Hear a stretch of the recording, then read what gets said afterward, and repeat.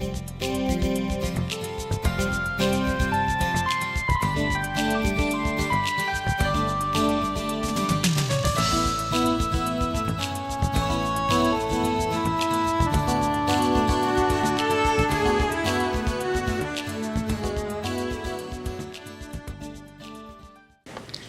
8 o'clock. This is the Sherborn Zoning Board of Appeals. It is May the 17th, 2018. We've got a very full agenda tonight. First up, we have the continued discussion of 59 North Main Street and the decision. John Gelkich of Beals & Thomas had circulated on May 11th a revised decision reflecting all of our comments from last week. Has everybody had a chance to go through that? Yes. Okay. I had only a very few additional things to add. Let's see, what else do we have? We have an expected memo from the Board of Health on the conditions for the plan. That's dated May 17th, 2018. And let's see what Peter Bemis had to say. I'll read his email. I agree with you, Mr. Fitch, that if it's trying to submit new information, we really can't take it because we closed the hearing last time. Right. Mr. Bemis was the proponent's civil engineer, says, I won't be attending the meeting, so I've attached discussion items for consideration. Item 30 pertains to septic system installation, contradicts item 32. Board of Health regs have attached descriptions on both. I'm confident we can properly secure the leaching area limits to prevent construction traffic. I'm respecting a moment. I spoke with Mark Armour, agreement along EDC can certify, staff certifies.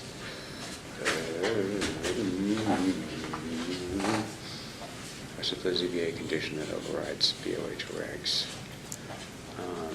All right, I think when we get to that provision, I think we should try to discuss it and work it into our draft decision would be my suggestion to this group. Second thing we have, and again, we can hit it when we get up to it, is I had suggested last time that we have some discussion of the status of the 4.4 permit for this site, which has lapsed by operation of law, and I just wanted to bake that into the decision, and I have circulated to each of you a few voids to that effect, which I'll read it. Thank you. If people like it, we can put it in. And then we have the Board of Health. So John, Ron, if you guys are amenable, let's just page through and knock this thing off. Is that okay? Or anybody got any major showstopper things they realized on further reflection? No, I just actually had a question. Okay, go ahead. Just on page 6, paragraph 6, the applicant shall execute a regulatory agreement that shall be countersigned by the subsidizing agency as required under General Laws, Chapter 40B, and submit annual reports to the subsidizing agency in accordance with the regulatory agreement. So maybe I asked this question last time. Sorry if I did and I've forgotten the answer. But what is the subsidizing agency? It's not defined in the decision, and the term subsidizing agency does appear in section 20, but I still don't understand what it is. I believe it's defined in the regs, in the CMR 56 regs, and I'm not sure which of the various subsidizing agencies it is here. I think it might be Mass Housing. But that language, they execute a regulatory agreement with the subsidizing agency is, I was told by town council in both of these 40Bs, standard statutory magic words. Okay. And that then the next agreement, the permanent restriction regulatory agreement with the town, is a backup, Right. in case for some reason Massachusetts ever repealed Chapter 40B. Oh, okay. Thank you.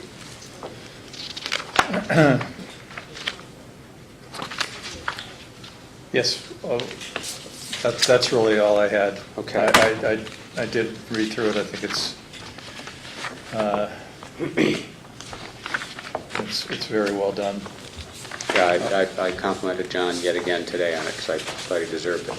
Yeah. Okay, so paging through, I had nothing on page 1. The only thing I thought we needed to do on page 2 was incorporate where there's a blank, the memo from the Board of Health, it'll be May 17th, 2018. Okay. And now let's take a quick look at that. You have copies? Yeah. You just handed it to us, so let's take a quick look at that.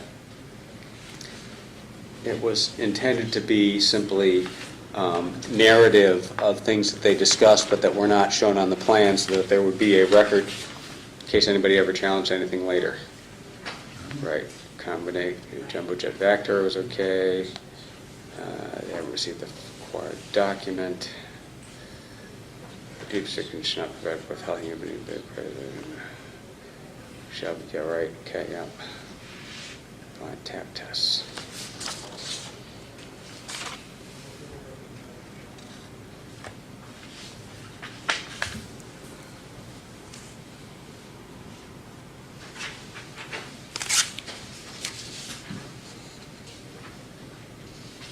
Okay, and I'm now seeing see these additional pages that were attached in Jeannie's, that have the highlighting on them.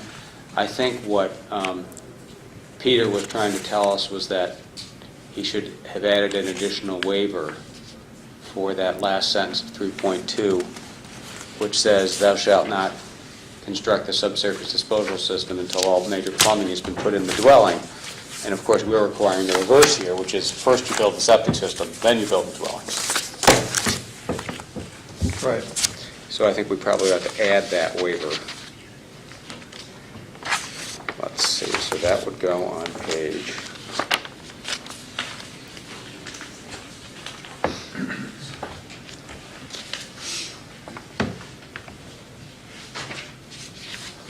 Waive last sentence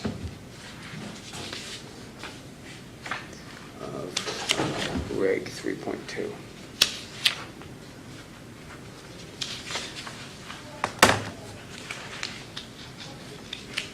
All right, so I will move that we amend the draft to add at the end of Board of Health regulations, septic disposal regulations, under waivers, page 4, middle of the page, right here, a new sentence that would say, instead of saying none shall be required, we'll end with a comma, except for the last sentence of Board of Health regulations, section 3.2, as to the order of construction of subsurface disposal systems. That's my motion.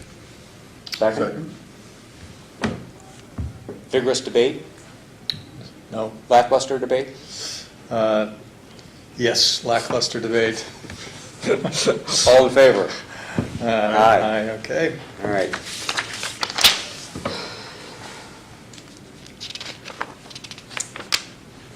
Let's see. I would like to go back to, who was the other one? Let's see, what everyone was pointing out was.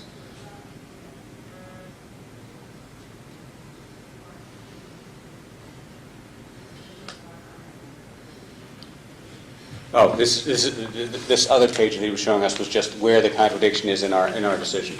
It's fine, we're going with that. Okay, so going back to the draft itself, we're going to adopt, I'd like to move that in paragraph number 8, page 2, where it says, Board of Health identifying conditions associated with plan approval dated month, day, 2018, be May 17, 2018. That's my motion. Second. Vigorous debate? Any kind of debate? None. All in favor?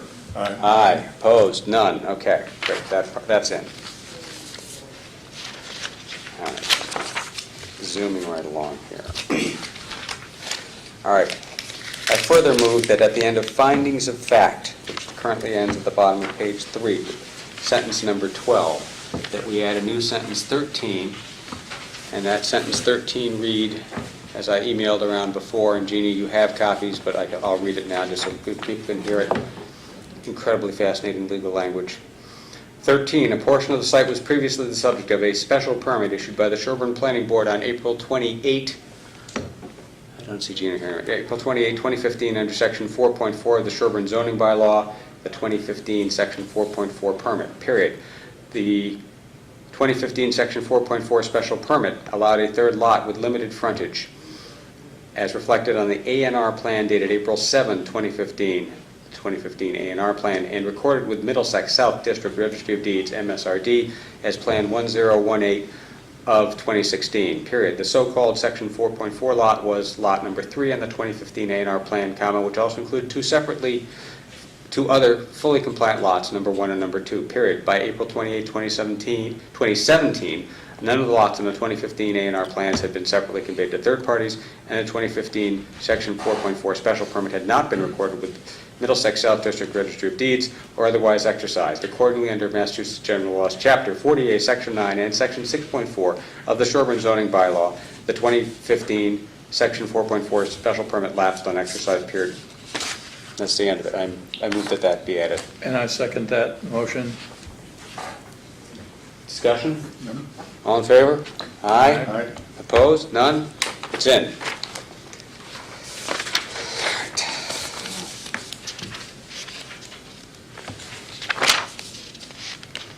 All right. Page 4, we've got the new ad at the end of Board of Health regulations waivers that we already discussed. Nothing else there. And gentlemen, stop me if you see something that I am not raising. Okay, we're good there. 5, 6.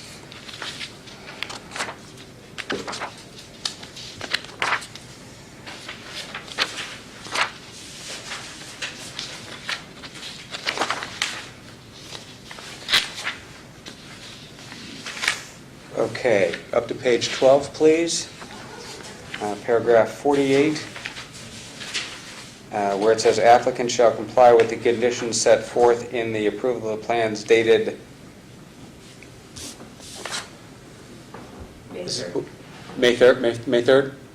Plans were. May 3rd, right, dated May 3rd, 2018. So I suggest May 3rd for month day for the plan approval, and the letter dated May 17 for the blanks on the letter dated issued by the Sherborn Board of Health.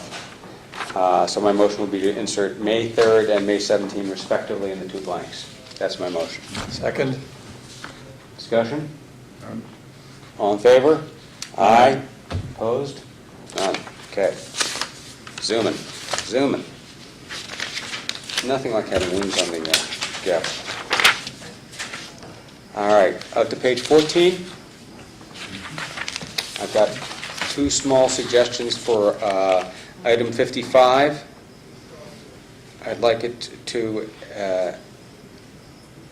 the additional language suggested by John was including the application of undersink labels stating that these types of devices are prohibited. And I would like to amend that to say, including the application of undersink labeling stating that both A, the installation of these types of devices, and B, the removal of such labels are prohibited. That's my motion.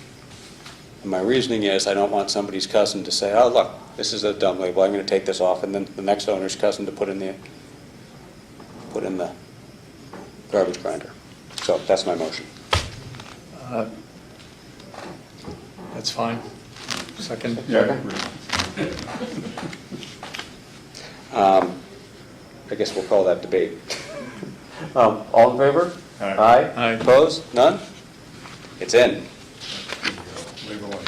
That's exactly what I was thinking. Do not remove this under penalty of law. Do they even put those on anymore? When I was a kid, I wondered about the mattress police going around. And that is all that I had.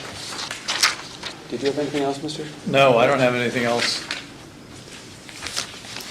I don't have any either. In that case, I'd entertain a motion, unless you want to discuss it further, to authorize me to either with John or on my own, make those edits and then sign it.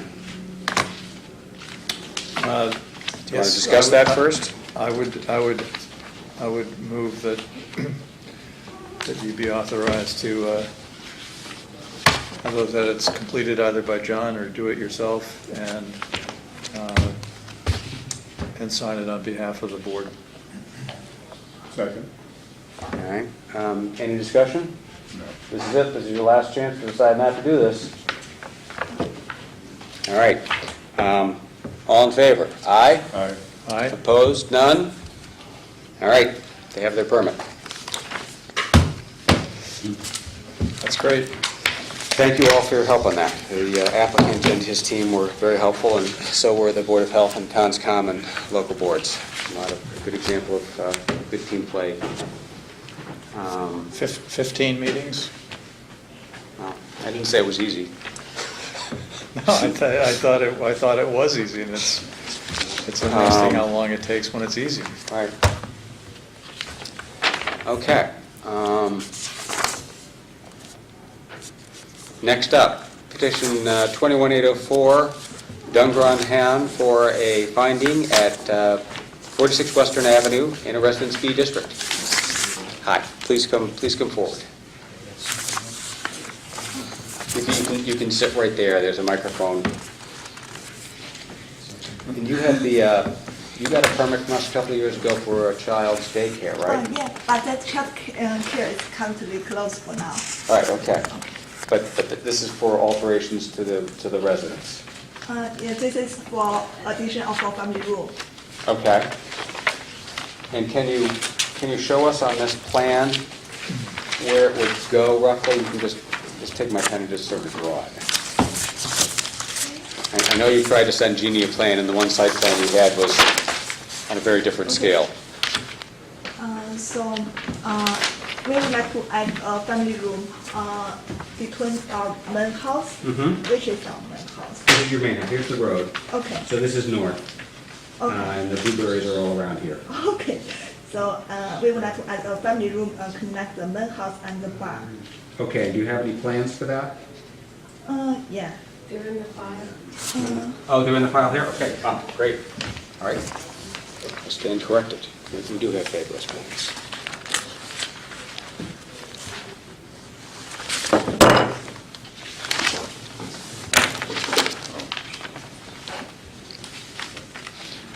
Display the plans. Oh, there we are. I see. There it is. Okay. Well, we have part of it, I don't know if we have everything.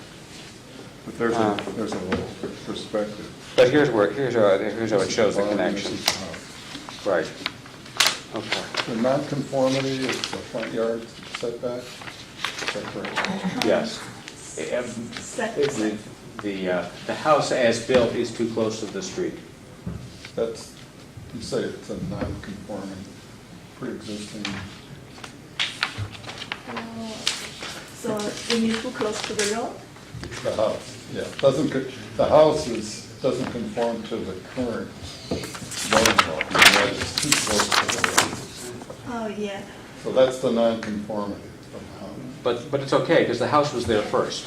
Yeah, Yeah. And the word is nonconformity, which sounds like somebody did something wrong, but actually what happened was, the house was built there first in, 1928, something like that? And then the zoning bylaw came afterwards, so a lot of us have this problem. Yes, because we would like to add a family room there too, because in the winter, our children went to the barn to play toys, but when in the rainy day or snowy day, we want a family room to connect these buildings. Oh, here it is. That's the one you want. yeah. Okay, and returning to my ridiculously inadequate plan. Ron, I scaled off, this was from Mass GIS Oliver, and according to that, the house is roughly 40 feet back from the road, and it's supposed to be 60, so it's a Right. residence B. And 60 comes about halfway back to house. But it looks like where they're doing this is all where they're allowed, it would seem to me. They're not increasing the non-conformity. Correct. Which is really what would be our concern. Right. So Right? this looks perfectly fine to me. It does to me as well. I mean- I agree. Okay. All right, we'll consider that your presentation. How's that? Okay. Now, is there anyone from the public who's here to speak on this matter? Going once, going twice. Comments from the board? No, no? It's All right. a familiar issue? I'd entertain, you were in the least good position to criticize here. All right, I entertain a motion.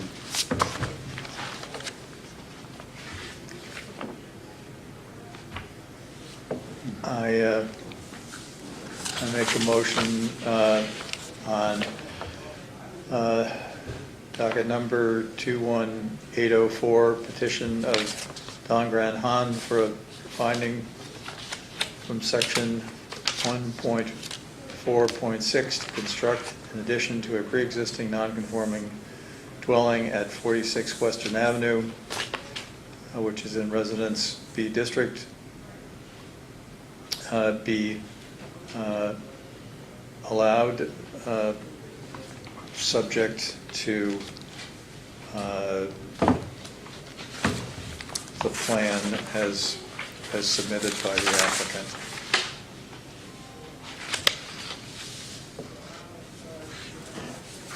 Second? Second. Okay, any further discussion, debate? Nope. All right, all in favor?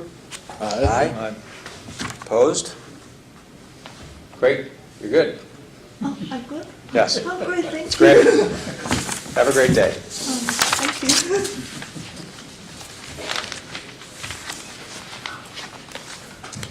All right, next up, 21805, petition of Benjamin Stevens for the sign. Aha, Mr. Stevens, nice to see you again. No. That's not me. I'm Jeff Newman, Okay, owner of the Signorama in Framingham, representing the owner and Ken Barber with Barber Real Estate Group. And we're here to petition for a temporary primary ground sign at 247 Washington Street, which is to advertise a new townhouse development going up there. I think you have all the documents in front of you, so I'll entertain any questions. and this is 40 square feet, 5 by 8. Is it in this location? It's sort of shown on the plan here? Yes. Like it's sort of like it's two-sided, but going to be at an angle, so you sort of see it more. It'll be more perpendicular. All right, so you sort of catch it from Yeah. each end. Right, yeah. Exactly. Okay. And how far will that be set back from the edge of the, not edge of the pavement, but the edge of the roadway? Approximately 10 feet. Okay, good. And that'll probably put it 30 feet back from the pavement, right? Something, the road's pretty wide there. Well, we'd like to get it as close as Right. possible without causing any hazards to Right. drivers. When we had an identical situation for 59 North Main Street, we had them be 10 feet back from the sidewalk. And there isn't a sidewalk here, so I think what we probably want you to be is 10 foot back from the street line, not the pavement line. Would that be? That's what's shown on this plan, right there. I don't think that's what's shown. I think we would have. Is that it? Yeah, I think, but he says it's going to be perpendicular I couldn't find it. I think as it opposed is to on the angle. And it's two-sided.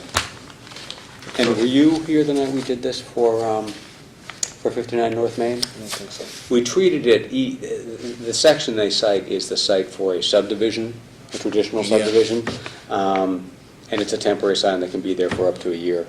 And while these aren't traditional subdivisions, the functional equivalent was the position we took. Yeah. So, is this it? Is this it? I believe so.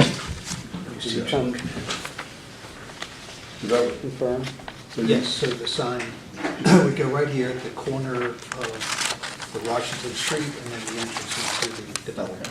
But it's probably going It's to gonna be be perpendicular so that you... oh, it'll be perpendicular to the Yeah. road? Yeah. Can it be two-sided? Correct. Now, it's supposed to be a 40 square foot sign, that's, That's what this is.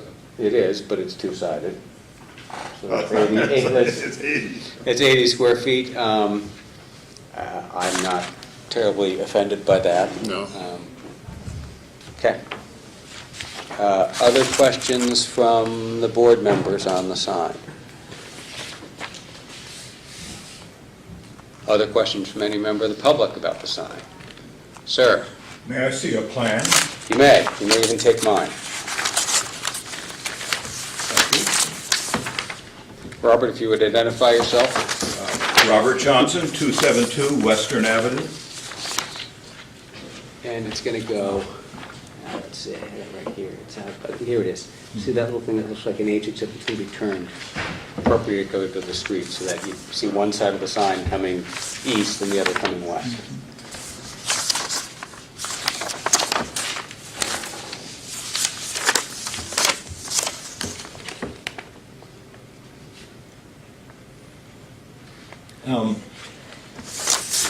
Okay. The land involved is 17.55 acres. Yes? Yeah. Is all the land shown on this plan? Ken can answer that question. Enough of the land is shown to deal with the sign, which is the only issue before us tonight. So, over, here's the part that's near the street, and then there's some wetlands area over here. There is some wetland. Quite extensive. Right, yeah. I think that, as I recall, the total parcel is 17 plus acres. Yeah. And the buildable area, where you see here, is roughly Okay. 6 So, acres. but it's all one parcel, Yeah. it hasn't been, the wetlands area hasn't been divided off? It's been protected. I'm sorry? It's been protected. Robert, it was Yeah. permitted as one parcel, so if they're going to build their 40B, they're going to have to keep it as one parcel. Right. So, They could cut it up into so pieces, but it it's would all be... one lot? Yeah. Right, Right. yeah, May I borrow a set of the bylaws? sure. Thank you. And what is this section? 5.6D, No, 5.2. Are we talking about the sign 5.26D. bylaws? 5.2.6D. Yeah. Okay, so specially permitted temporary signs.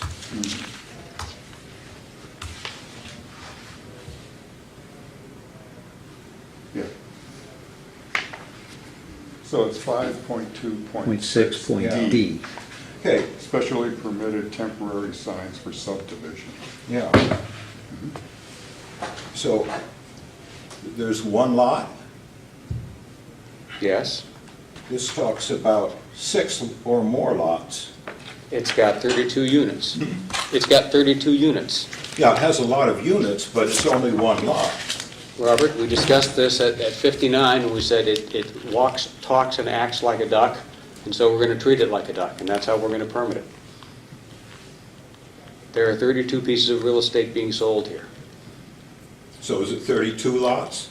It's 32 individual pieces of real estate under Massachusetts law. If you want to appeal us and try to take this up to the land court and try to have us flipped, you can do so. But that's what we did for the other developer, and that's what we'll do for this one, unless the other board members disagree. No, sir, we just went through this at 59 North Main Street. I don't know if you've driven by there, but that sign is up, isn't it? Yes. Yeah, that sign just Yeah. went up this week. And seems to be a reasonable interpretation of our authority under the bylaw with 36 units involved. I understand what you're saying, but I think that that's a fair interpretation of the zoning bylaw, fair to the owner and fair to everybody else involved. Correct.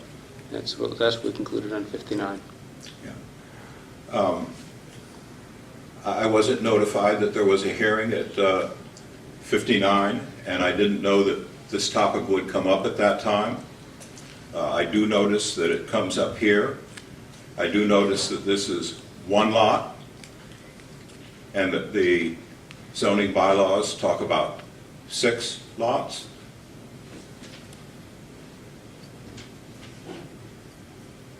Robert?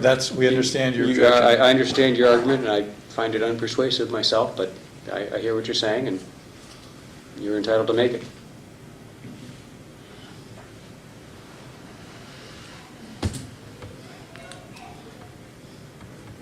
All right, other comments? You can certainly keep my copy of the plan and the application if you wish. We have lots. So it's not going to be as shown, is that correct? It's going to be perpendicular instead. Perpendicular. It's shown about a 45-degree angle. Right. It'll be perpendicular. So is that 40 square feet or 80 square feet? Well, we were just discussing that, in the sense of the board in our discussion, although we haven't voted yet, was that a two-sided plan of this type in this location would be fine. Again, if you think that's, illegal and outside our authority, you can definitely go to land court.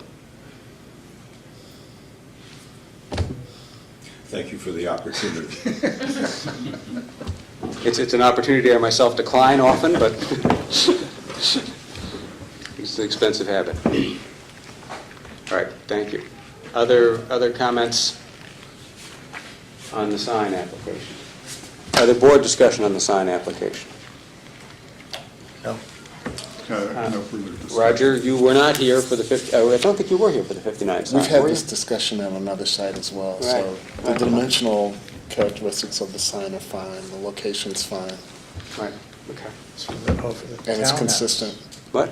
There's a discussion of the townhouse sign, so. Right.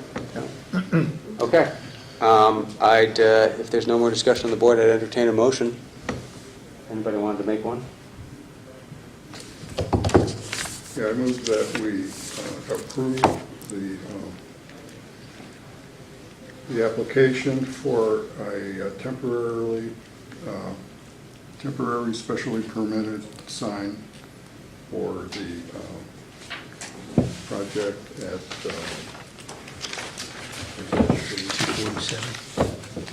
247 Washington Street, under section 5.2.6D. And according to the bylaws, it's for a period of 1 year. Right. And could we add to be substantially identical to the plan Yeah. exhibited to us, mounted perpendicular to the street line and not less than 10 feet back, closest portion not less than 10 feet back from the street line, and the street line not fading line.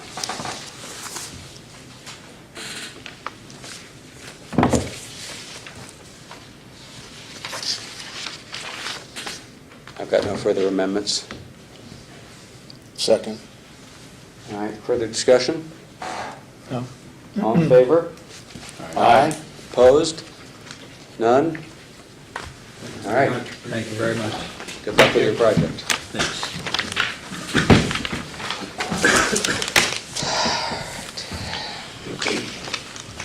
Well, we were doing so well. All right, next up. It was originally printed as 21805, it's actually 21806. Petition of Jennifer Ziskin, LGM Hospitality, for special permit under 3.234 for outdoor entertainment at 33 North Main Street, which is in a Business G district. Is there anyone here for the applicant? Please come up.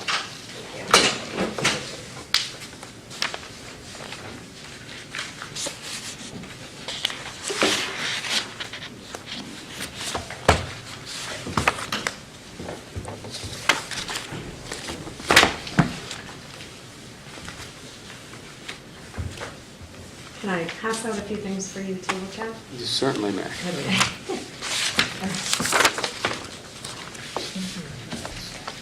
I suspect you may not be alone in sharing information. I know I'm not. It's okay. Thank you. Thank you. You're welcome. Hello. Sorry, we had a rough night at Heritage. Our POS system is down. So it's been a little crazy.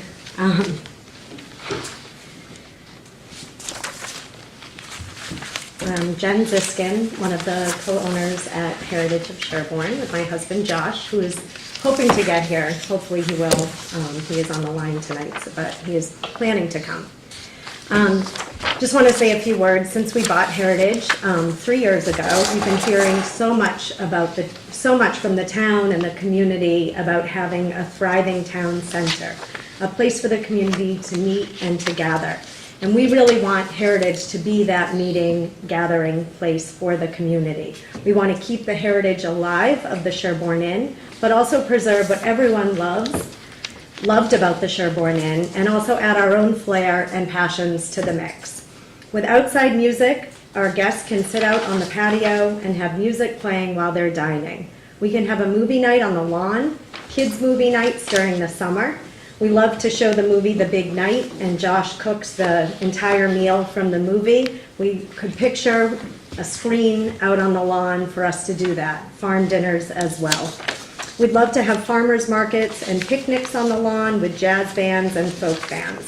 We're not looking for Heritage to have loud concerts every day or even every other weekend. We're only looking to have music outside from May to October. The town loves the Brewfest. It's an event that not only brings the entire town together, but it raises money to support local organizations. I can't deny that having music outside will help our business thrive. And the events, what we've realized since owning Heritage, they are the backbone of keeping Heritage open. Unfortunately, we're limited to the events we can host because the music can only be played inside and not on the patio or on the lawn. With a 2.6 acre lot, a very old building that we like to refer to as the Money Pit, we need events to survive. Without them and without the growth of larger events like we had last weekend, we cannot sustain our business. 2 years, I know it's sort of the elephant in the room because we had a very large tent on our lawn for almost a week. So it was a big event. It was an incredible event. We had, it was an old friend of mine who approached me about this event, and she brought in an event planner that is renowned throughout Boston. She is someone, like the photographer was renowned, the people who were building the buffet tables and the big Chloe letters, they are known all over town. So this obviously was an event that could open lots of doors for us.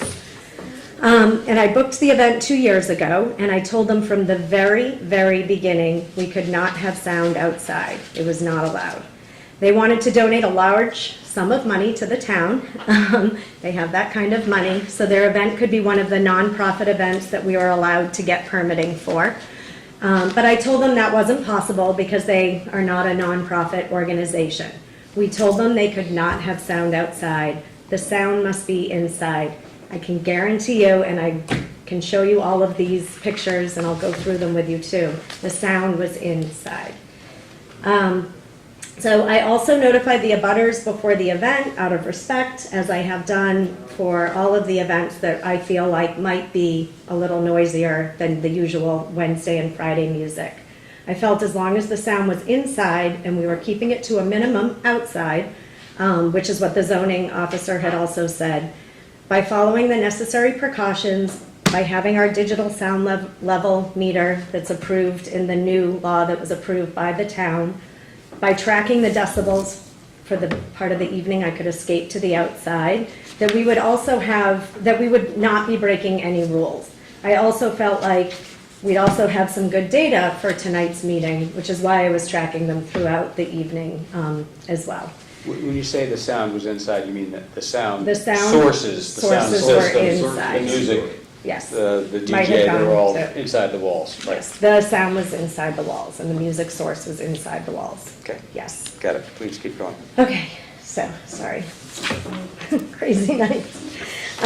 So just on the first, I know Steve last week, I didn't know about the meeting last week. I probably couldn't have come because we had a big wine dinner at Heritage, but I would have liked to have been here when the planning board did talk to you about some of the,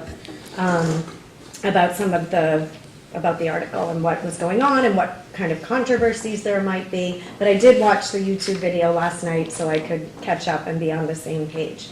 I was excited to hear that Steve wanted to have us build the fence and for this event as part of the precautions to make sure this would be a soundproof tent. So if there was any sound that was projecting outside in any way, that it would be enclosed. We built this wall that we still have, and I plan to keep it up for any events and any music that would be outside.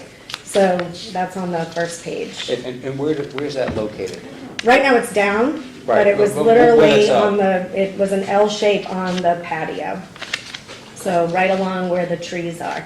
Something I could put up and keep up if that's something that we want. It's a little bit of an eyesore, but I talked to Josh and we think maybe someone could do a little mural on it and make it look fun. So it might be something that, here's Josh. Wanna come up here? Jeff, can you clarify, when you said indoor, the source of the music? Was indoors. The speakers were inside. Within the building? Yes. Not Not the tent. Not the tent, Not the okay. tent. And I actually had the owner of the company come in, because I was so adamant, because this permit is so important for us to have our business and to have events. And once that, we just, started the ball rolling on this permitting last September. So, and this event was, booked way even before that. But once, we caught sight of the fact that this could really be a possibility, I was adamant that we follow all of the rules. You should have said I didn't sleep the whole week. I mean, it was a very stressful event, I won't deny it. Then I did a sound check at 4 o'clock, and so I tried to do screenshots of everything so you could see the time from my phone. This was a video that I took that showed the sound check at 4 o'clock at the edge of the street was at 74 decibels. I will say that when I listened to this, it was all trucks. I mean, you couldn't even hear the music. The trucks on the property line are basically range between like 64 decibels and go up sometimes higher than 75. But for the most part, they stay around that 64 to 75 decibels. Let me just At slow you 4 down for o'clock. half a second. This is Yep. enormously helpful. Okay, The good. meter in question, this exec tech, meets the standards that were voted Yes. at town meeting, the American National Standard, whatever it is, 1.4, 1971 is updated And I'm to so glad you walked. 1983 and whatever it is, but it's the right magic box. So it is. I'm so glad Addie walked in the room right now because I don't know any of this. This is not my wheelhouse, I will admit. And, politics, not my wheelhouse. Restaurants, my wheelhouse. Events. But this is what Addie had said. This is what you need to buy. They have it at Home Depot. They had it on Amazon. I bought it on Amazon. I wanted to have it, before these events because we didn't have anything since I started this process. And then since the decibel situation came up, we haven't had any events at Heritage. How much are they? This is like 200. Right, okay, that's what, okay. Right, okay, keep going. Okay. So you took it, so you stood at your property line, At right up by the street. 354. At 354 and got a reading, and this reading is an instantaneous reading as opposed to an average over 10 minutes or an average over 15 minutes or something like that. This is just Yes. holding it up and having it, got it. Right, I don't know how to do the average. I don't either, but I've read about it. I have to. I've read about people who I'm know. I'm learning. All right. Then I just wanted to show you a few inside pictures of taking decibel measures so you would be able to see how loud it was, the music was inside. So this is at 9:38, I was walking from outside, inside. This one doesn't have the screenshot. And this is by the Fireside Lounge, and it's at 93.7 decibels. Trust me, the sound was inside. We heard it all night long inside. That's where we were for most of the night. And then, so in the room where the speakers are, that's at 9:38. It was at 93.7 decibels. Then I walked out the front door because I wanted to take measurements at 9:39 p.m. right after this, obviously. So it's now- at 73. It's your front hallway, so you're This is our about to front go out the hallway. front doorway. So it's at 73.3 decibels heading out our front door onto the street side where North Main Street is. Then I was on my front stairs, 9:40. It was at 67.8 decibels. I have to take your word for that one. That one, I know. This one you can see, this Right, copy. got it, okay. Then at 9:43, I was across the street at the mailbox of our abutters, and it was at 76.8 decibels. We're supposed to be at 75 decibels. So I went back, told the DJ, it's too loud. I measured the decibels, you're above the amount we're allowed, and went back outside, and you have it, I think, on your last page in front of our sign. I don't have it. This That one last there? picture is in front of the Heritage, that one. In front of the sign is back to, it was between Six- 68 and looks like 70 at something. 9:53. Got it. I mean, at 10:30 on the dot, and I appreciated that Steve mentioned this last week as well, the DJ stopped playing. I was so impressed because the DJ had his iPhone and he did a better countdown on his iPhone than our New Year's Eve band, because at 10:30 it ended. And I just want to say, I mean, we love Sherborn. We feel so lucky to be here. We feel like we've been welcomed by the community. We feel like we've been welcomed by all of you, by the selectmen, has it changed yet though? Because it's not, and things haven't officially changed, right, from the town meeting? It's called the select board. If Here it's you can call official, them I'm whatever not you sure want, so yet. long as it's polite. Okay. Everybody has just, I mean, what these folks have done for us in helping to make this be a reality, to be able to have music outside is, I just feel so fortunate that we've had the support. Everyone I've talked to in the community, all of our guests, are so supportive of this happening. And I know, and we, I want to be as respectful and whatever we can do for the abutters across the street, because I want them to be happy. But again, we also have to make sure that we're doing it in a way that we can still be a viable business. We can have these types of events, not all the time, but during the summertime when we're able to have them. And that the restrictions that are put on us don't dampen that from happening. So that's what we're really hoping for. Okay, and in your, can you tell us, before we open up the floor to comments from the public, just in case there's anyone here who has something to say, what nights are you seeking to have what type of entertainment? Disco every night? We want to have music every night. I can't even get our speakers in the main dining room to work. But I mean, regarding restrictions, it's just if we want to have a Wednesday night movie night, or we want to have music on the patio, then we want you can do certain restrictions during the week for sure, but because we're not looking to have big events during the week. So I guess ideally to have as few restrictions as possible. We're looking to do weekend events till 10:30. We're looking to have community events during the week. We get a lot of asks to do nonprofit parties. The Sherborn dads are at Heritage right now, doing events like that, doing events for the middle school, for Pine Hill School. If Pine Hill could do their auction ever at Heritage, that would be so much fun. So things like that would probably be, weeknights and weekends.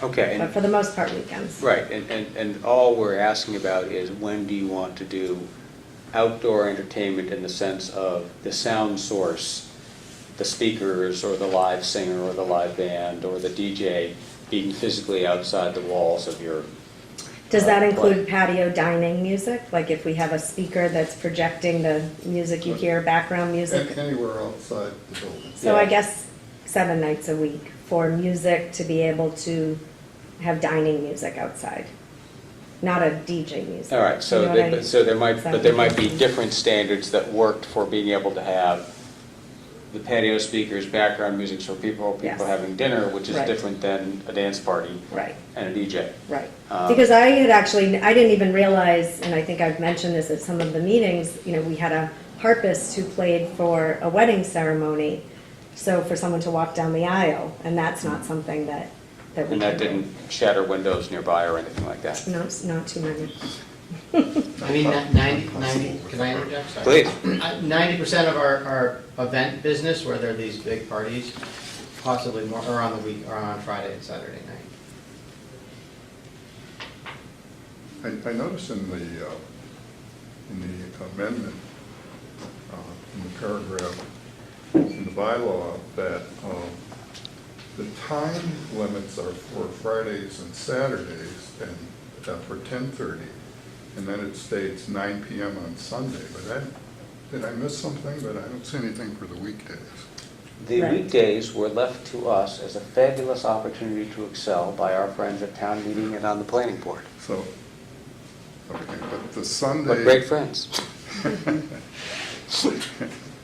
Yeah, well, the way it reads, I sort of interpret the intent was that since Sunday evening was the night before a weekday, that maybe that standard applied for the whole week. Or maybe a Which I lower think- one, certainly later on weekdays.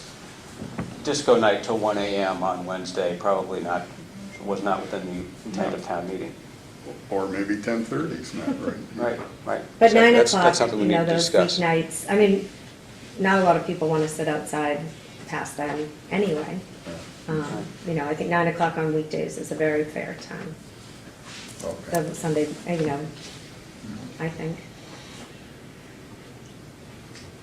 Sometimes our dinners do go till 9:30, but if we do a special dinner, Right. but again. Right, and we haven't reached any decision, but if I'm hearing her correctly, and I want to hear from everybody else too, it sounds like speakers on the patio while people are having dinner, background music, yeah, we have to regulate that, but it's a very different, Right. much easier set of regulations to discuss than the dance party on Right. Tuesdays. Right. Just one other thing to consider in the permitting process, and I really appreciate that Addie brought this up because she is in the party planning business, that we do book these events 2 years, 3 years now with bar and bat mitzvahs out. And I think this was a big discussion, whether this should be a 1-year permit, let's see how it goes, or a 2-year permit. And I really feel like for it to be less than a 2-year permit would be, it almost wouldn't be possible because it's, well, I mean, obviously I feel like we'll be very good about following the rules and we will get the permit every 2 years. But again, I just feel like that's, you know, difficult to say we have a permit now, but we might not have a permit in 2 years, kind of thing. So I just feel like the longevity of it should be as long as possible so we can book events out more than just a year in advance. Okay, thank you. Anybody from the, I guess maybe first, since the esteemed planning board has joined us in session, right? In session. Are you here to speak on this topic? Yeah. And do you have anything, any other wisdom that you'd like to share with us other than the wisdom that you shared with us last time? I don't think so. I think we talked about if background noise is loud and difficult to differentiate from the event, sound from the event, you suggested set of increase of 10 decibels or less, but not more than 10 decibels over the background noise. And I guess the other thing that was mentioned was, we talked about was, could require a police detail, maybe decreasing if there's success, you know, if there's no violation or difficulties. Right. And if I read the bylaw correctly, John, our hands are relatively tied on the cap being 75 versus 85 versus 95, because 75 is what was voted by the town. But what wasn't voted by the town is how long? 75 for 1 second, 75 average over 5 hours, or what? Correct. And there we have some opportunity to excel. Right. Or fail miserably, depending on how people feel about what we do. Okay. So we drafted some ideas for regulations and talked about using a time-weighted, a 1-minute time-weighted aid or measurement. So, Meter for A, which is a frequency range, and for 1 minute time-weighted average for maximum. so while it's our regulation, if you were deciding for us, you'd say go with ANSI standard S1.42 dBAs, measured RMS slow, using the LEQ equalization for 1 minute, and 8 decibels RMS, slow time, right, that's what you, Yes. that's what you would suggest to us. Yeah. Right, that's what I sort of read in between the lines, great. Other further commentary, wisdom from the planning board? I know, Addie, I know you sent us an email, you had stood out there with a meter or something, and... I had been out, and it was to the point of what we were discussing about sometimes it's going to be hard to figure out, it might be hard to figure out what the background noise would be, because on a Tuesday night, when there was no live music happening at Heritage, it was 8:30 at night, I was outside on, granted, it was a phone app, it was not the calibrated with the Right. wind screen, this sound meter device, but if I recall, it did hit an average of, I think it was an average of 80. Yeah, I've got your email here, let me find it. The peak was 80, and there was an average, basically it was right about the 75 decibels, just on a, just a street noise. Mhm. Yeah, it looks like So you're- your ambient noise on a regular Tuesday night at 8:30 without any events happening, so that's where, again, throughout this entire process, the main concern has been that we don't have data to really assess what level of sound has been kind of an annoyance, and all the research that we did and the municipal codes out there are really regulating industrial type noise, not music, and a vacuum cleaner and a song may not like the same types of music, but they are different scenarios. Yet some people's music is just plain noise, as I often heard growing up. So, as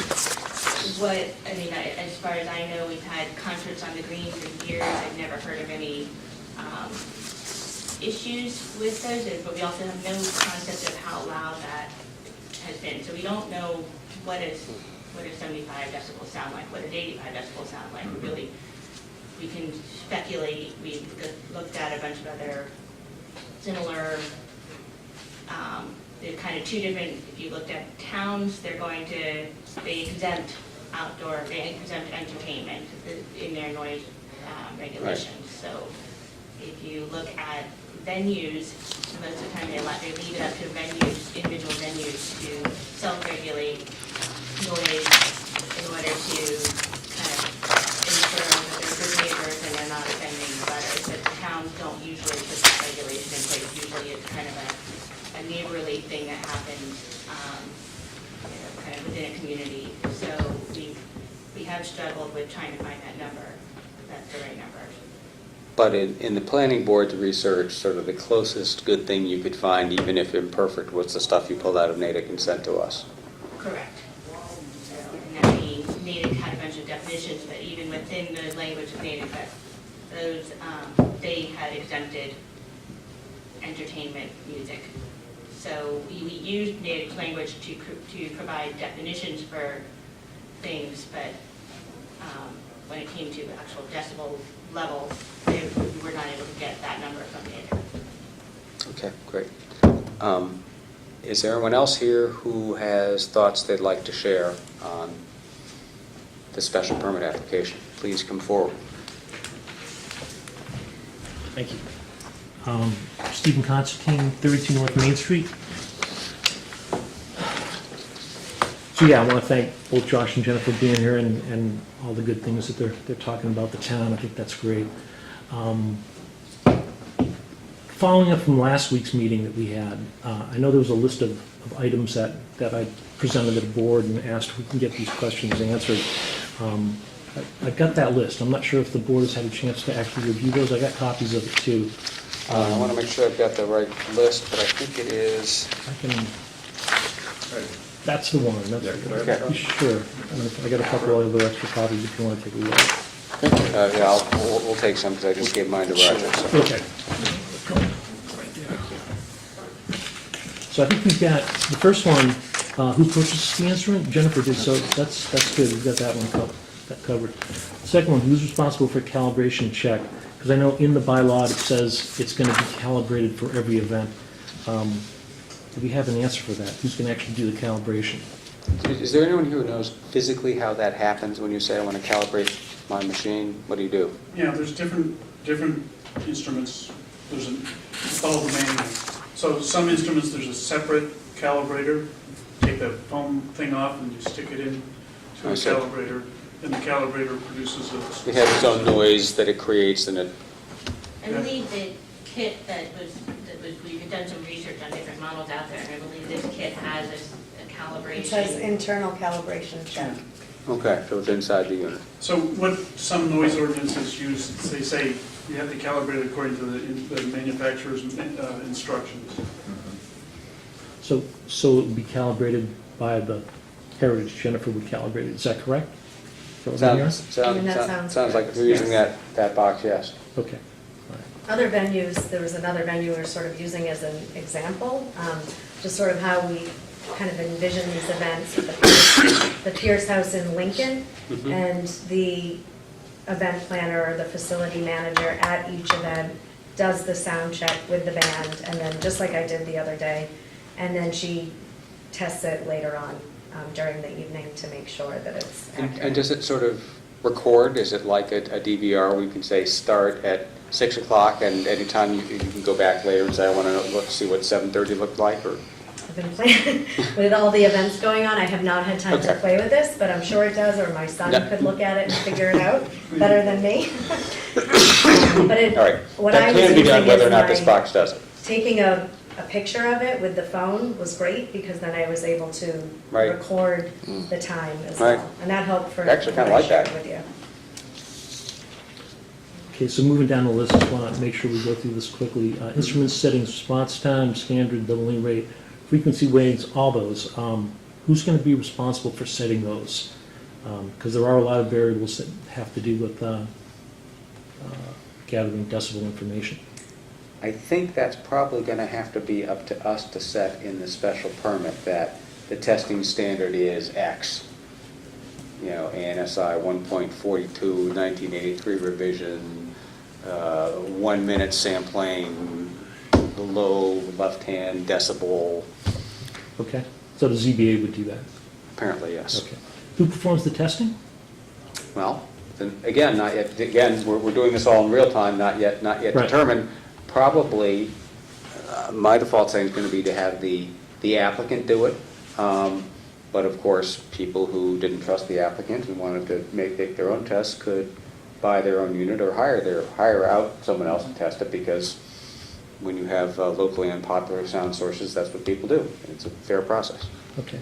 Well, I think that the burden should be on the applicant, and my sense is the applicant would probably gladly accept that burden and Right. maintain a good log or records of that. So when you were before us for renewal of the permit, or if there was some complaint that we had to deal with, that you would have, maintained records that you could bring before us and, demonstrating your compliance and so forth. Okay.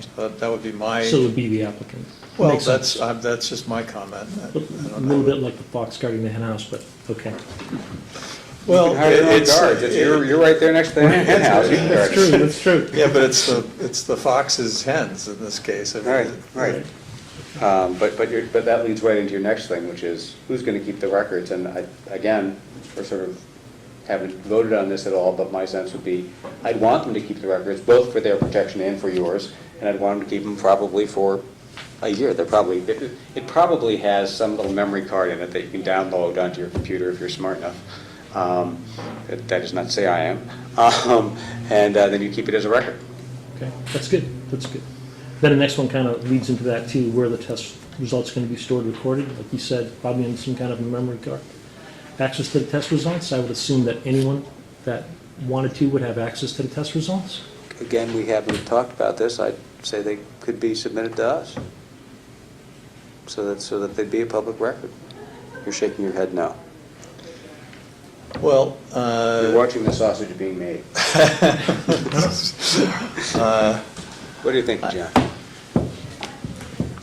well, we want something that's going to work for the Right. for the community and for the for the Heritage, and I think that it would make sense to have some kind of regular submission of those records.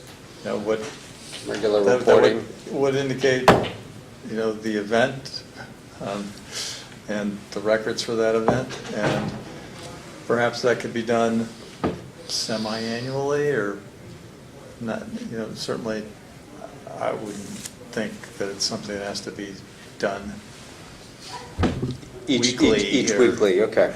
Yeah, I would So think there's- it'd be done, sorry, I would think they should be done sooner in case there was a dispute. Again, I know from last week's meeting, we pretty much all pulled out our little decibel meters that we had on our phones, and Yeah. if I've got mine out and I'm noticing that it's saying in the 80s or the 90s, I'd like to be able to go back to the record and say, what did your record say? Right. So I think it should be a lot more frequent than just twice a year. Okay. But I agree, it should be public record and it should be something that anyone would have access to. Your next question was location. Location of the test, this is a key one. I think our hands are tied on that in the new bylaw provision, right? That the Yes. the testing has to be at the complainant location or that portion of the public way closest to the complainant. So that sounds like that's your mailbox on your side of 16. My mailbox on North Main. So not, given it's the public way, not the other side of the street where the Heritage is, correct? Yeah, it says, Not the way the bylaw- as measured at the complainant location or that portion of the public way closest to the complainants. Got it. And not to be argumentative, but I'm assuming that as this works out, you might be a complainant. Maybe, In the most constructive way possible. yes, absolutely. Distance from the noise source, I think that covers it. It's going to be a length of the test. So is this going to be done for the entire event or just for a half hour? How long are we going to be doing the test for? Because again, I think it was brought up by Eddie, you've got an average and you've got a maximum that you can do. So your average is going to be over, say, half hour, 1 hour, and then you want to look at that and say, okay, did the average go over the 75? Because obviously, if you've got a burst of noise, it's going to go over the 75, so. Right, and that's for us to decide, and we haven't decided it yet. It could be as short as instantaneous. If you're ever over 75, even for 1/2 second, that's a problem. We could say, But average over the course of a 4-hour event. But it's 75 at the complainant location, not on the site, is that right? Or the portion of the public way closest to the complainant, because let's assume. So if and- she's measuring, I Yeah, just want yeah. to make sure I understand this. So if she's taking the sound measurement on the patio, that's not the relevant measurement? Correct. She's The going to sou- have. the- she's The gonna have to- relevant measurement is at his mailbox? Correct. Okay. That's where she should station somebody. Right. Now, if in point of fact, she's below 75 on the patio, next to the loudspeaker, the physics of it being louder at his location I are going was to be awake for that challenging. class. Yeah. Exactly. Well, no, I mean, I was wondering that myself, if at the location of the complainant's mailbox, it's 75 degrees because of truck Yeah, it's noise, challenging. and it's not that loud on the patio. Then she's going to say that it was exceeded, but I didn't exceed it. Yeah. I mean, if I say, if they're having a party on a Saturday night and I decide it's jackhammer out Steve's mailbox night for me, that isn't the inn creating that noise. So I don't think they would have, I would read the zoning bylaw that they have not exceeded the noise, but the No, I loud agree. truck. I'm just trying to think Yeah, about how no, it's going to work no, practically. because I think as a practical matter, if it really became a incredibly contentious item, what I'd do if I ran the inn would be to have the calibrated meter and then have someone stand there right there At the mailbox. at the mailbox, because you're in the public way. And I assume that the reason you put in the public way is what if the complainant won't let you on their property? Right. So I know we talked about other noise, but in the bylaw, I think it states traffic, aircraft, other transportation noises and other background shall be shall not be considered in taking, except where such background noise interferes with the primary noise being measured. So you'd really have to take into account all the traffic as well. Is that correct? Is that the way I'm reading it? Well, I think that's right, but the question would be, if you factored out all the traffic and stood at your mailbox, would it be over 75 for the applicable measurement period? Right. But how do you do that? You stand there with the meter. How do you get rid of the traffic? Well, that's going to be for you to argue. I didn't write that part of the bylaw. Okay. But I think it's going to be very hard if someone's standing there with a meter, and you'll be able to tell when trucks are going by, and you'll be able to say, wait a second, truck, truck, truck, no truck, no truck, no truck, and if those are all below 75, I mean, that's why I say having the readout saved is going to help everybody in terms of accuracy and accountability. Right. Right. All right. And then the last item I had on this was the what happens if the DVA, the decibel level is greater than 75? What do we do? Right, well, that gets to enforcement again. That is another opportunity to excel for this board, deciding what to do with it. Okay. Town council has told us we do not have capital punishment powers All right. on this. So it looks like a lot of open questions. So what I did is I put together, and a lot of things still up in the air, and obviously none of this has been tested. So what I did is I kind of put together some conditions around issuing the first permit for this. And I'd like to kind of walk through these as well. Please.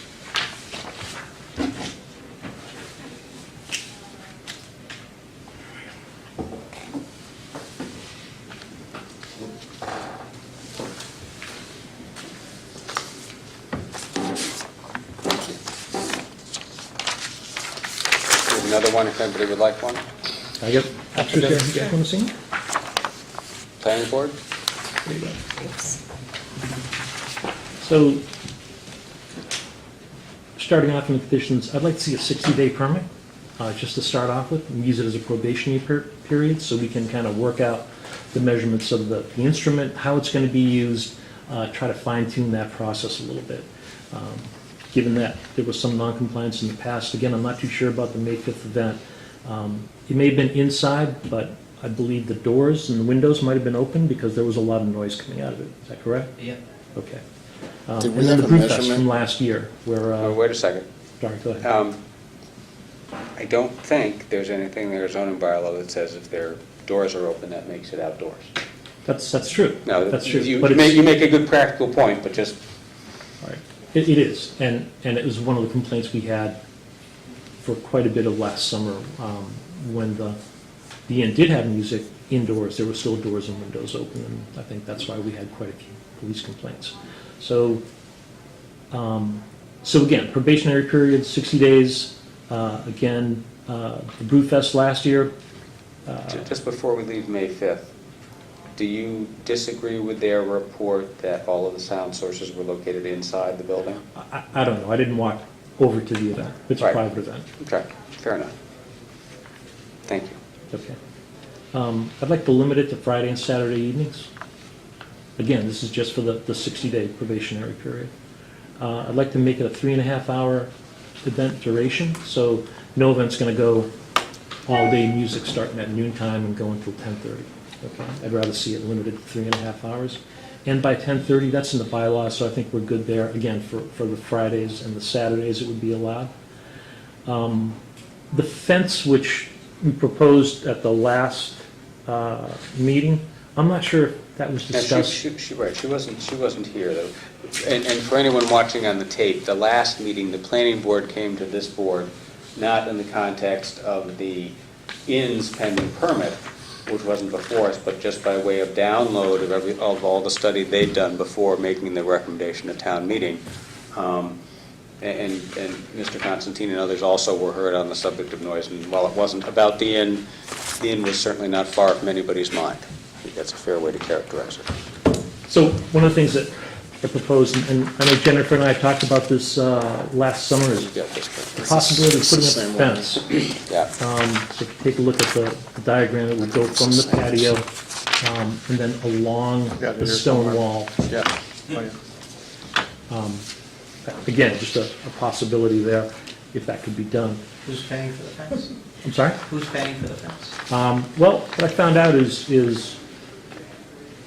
it would work both ways. I think it would help patrons of the heritage, okay, to make sure that they don't have the motorcycles and the trucks and everything when they're having a nice wedding ceremony going on. And it would also help the abutters as well. I did find out that if it's purchased through the town, there's no tax. And then there could be a reimbursement from the heritage to the town. I don't know if something like that could be worked out. Just a thought, something that I think would go a long way to kind of eliminate this whole decibel reading level thing. I think it would help a lot. Okay, and before we leave the fence, just because the proponent had showed us pictures of a different fence, can someone from the proponent come forward and show us where on this plan your fence is, which I think it's a much smaller area, right? It goes out like from the building over It's to just the... where that tent would be on there. So the fence that you had a picture of, you can Here. just sort of just draw it on that one. It was here. Got it, that's the one you had a picture of. So Okay. it would just be around the patio, so any events that are on the lawn But it's wouldn't movable. be impacted by it. Right now, it's a movable fence. So Okay. it could be moved to any tent, built longer as well, if it needed to be. Do you know the current dimensions of it?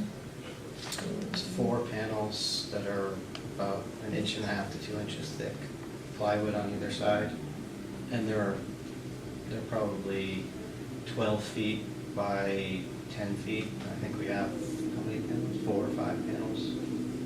Okay. So if a fence isn't put up, what I'm suggesting is you do a 32-foot by 8-foot high contiguous sound barrier, as was erected in the past. Not last year, obviously, but in previous years. But it sounds like that this panel could be modified for that kind of use. I mean, they built it, per our request from the DJ and the rental people, they built it for that specific noise purpose. Okay. There was no other use for it, just to block the sound. And while it was built for the one event, you still have it so you can keep Yeah, using it? they had no use for it, so Great. we inherited it. Okay. And you could We have it paid for it. modified. Oh, we did? Oh. That's not good. Right. Well, it has been paid for. I wanted it. I said Okay. this would be great.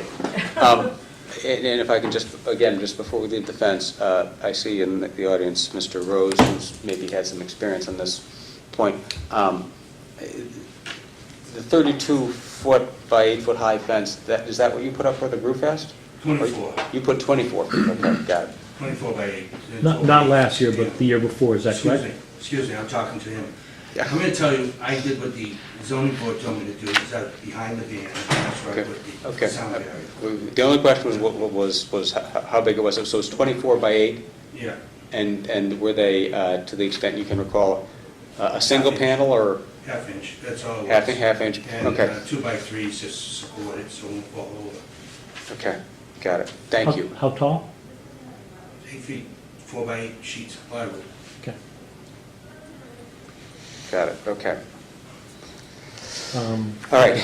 So moving down the list, and this is, it's related, and again, it relates to what happened a couple weekends ago with the bar mitzvah that was held.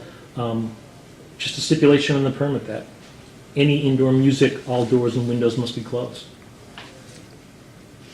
Again, I think in the context of us giving a permit for outdoor entertainment, that's probably outside the scope of what we can do. But they do have to renew their general operating permit every 2 years for whatever it is. And when that permit comes in, the discussion of this as a condition would be a legitimate issue. Okay. So that's where it should come up. All right. And then the last two items have more to do with some kind of penalty, because from what I saw of the bylaw and what was discussed, there's no penalties if the Heritage or any of the businesses downtown don't comply with what the ZBA's been recommending. So suggesting posting a $2,000 bond to be forfeited on any conditions or on the permit on Article 19 aren't met, and then loss of the permit and the ability to apply for a permit for 1 year, conditions aren't met. Okay, that's your proposal. Got it. That's what I got. All right, anything further to say? No, again, I think Jennifer's been really, really good. One of the things she's done is she's called Eve and myself and sent emails, I know Chris from the inspector also gave her a call and asked her about the tent and the event, but she hasn't been real good about calling back and providing additional information. When I asked her if it was going to be an outdoor event, I never got an email back, and I don't think Chris did either, or Eve, when she asked for whether you had a permit. Back, actually. I had Okay. sent him a All right. You're allowed to say that you didn't feel that the communication was as good as you wished. How's that? Okay, All thank right, you. fair enough. That's it. Thank you very All much. right, thank you very much. Thank you. Anyone else want to be, look at this, Mr. Ed Rose. Evening, Ed Rose, 26 North Main. The people of Sherborn voted to have a 2-year permit given to it for outdoor entertainment. The 75 decibels is very low, and as we talked about, and even he talked about, the truck makes more noise going down there. I'm shocked he's not complaining about that more so, or the flashing lights complain more about that. So right now, I would say to make it easy, let's give it the 2-year permit. Let's do the 75, and let's see what we come up with. If it doesn't work, then we have to compromise, we have to fix it, you know? Do we need to go up to 85, like you were talking about, which I think is more reasonable? But let's go through what the people of Sherborn wanted, the 75, 2-year permit, and let's work with it. Nothing about sound barriers, nothing about fences, just outside music. Let's throw it at it and see what happens. All right. I will, of course, note for the record that there's nothing this board can do that can change the 75. That's baked into the zoning bylaw. Yeah, you know, I know that. Thank you. All right, thank you, sir. Anyone else? Please. Just a brief comment. You are? I'm Elliot Silver, sorry, Slater Helene. Great. As a customer of the Heritage, I support what they're doing. I think my family would dine there more if we had more opportunities for outdoor dining, like a jazz brunch on a Sunday morning, for example. I also think it could be great for our town. A lot of people who don't really know Sherborn very well, when we say we live in Sherborn, they're like, oh, the Sherborn Inn. They might not have been to the Sherborn Inn in years, but they know the Sherborn Inn. And I think it will bring people to town, having outdoor events, having maybe movies, or having weddings, bar mitzvahs, things of that nature. So I think it will be good for the town. When the town worked with residents to build a playground, redo the playground, I think it's brought more people to town. And I think that's been great for our town, and I think giving them less trouble, not just kind of letting them see how things go. I trust these guys. I think that they're nice people. They've done a lot for the town, and I support their petition. I think we should give them some leeway and not burden them with too many restrictions or regulations. So I think I'm in favor of it, and just wanted to speak out in support. So. All right, thank you very much. Anyone else?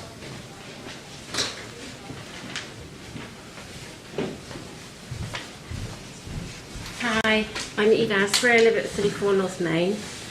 So just to clear the air, so that just to say up front, I am an immigrant. I'm not an American citizen, but I am a resident alien. That's number one. Number two, I rent in this town, so I'm not paying any real estate taxes.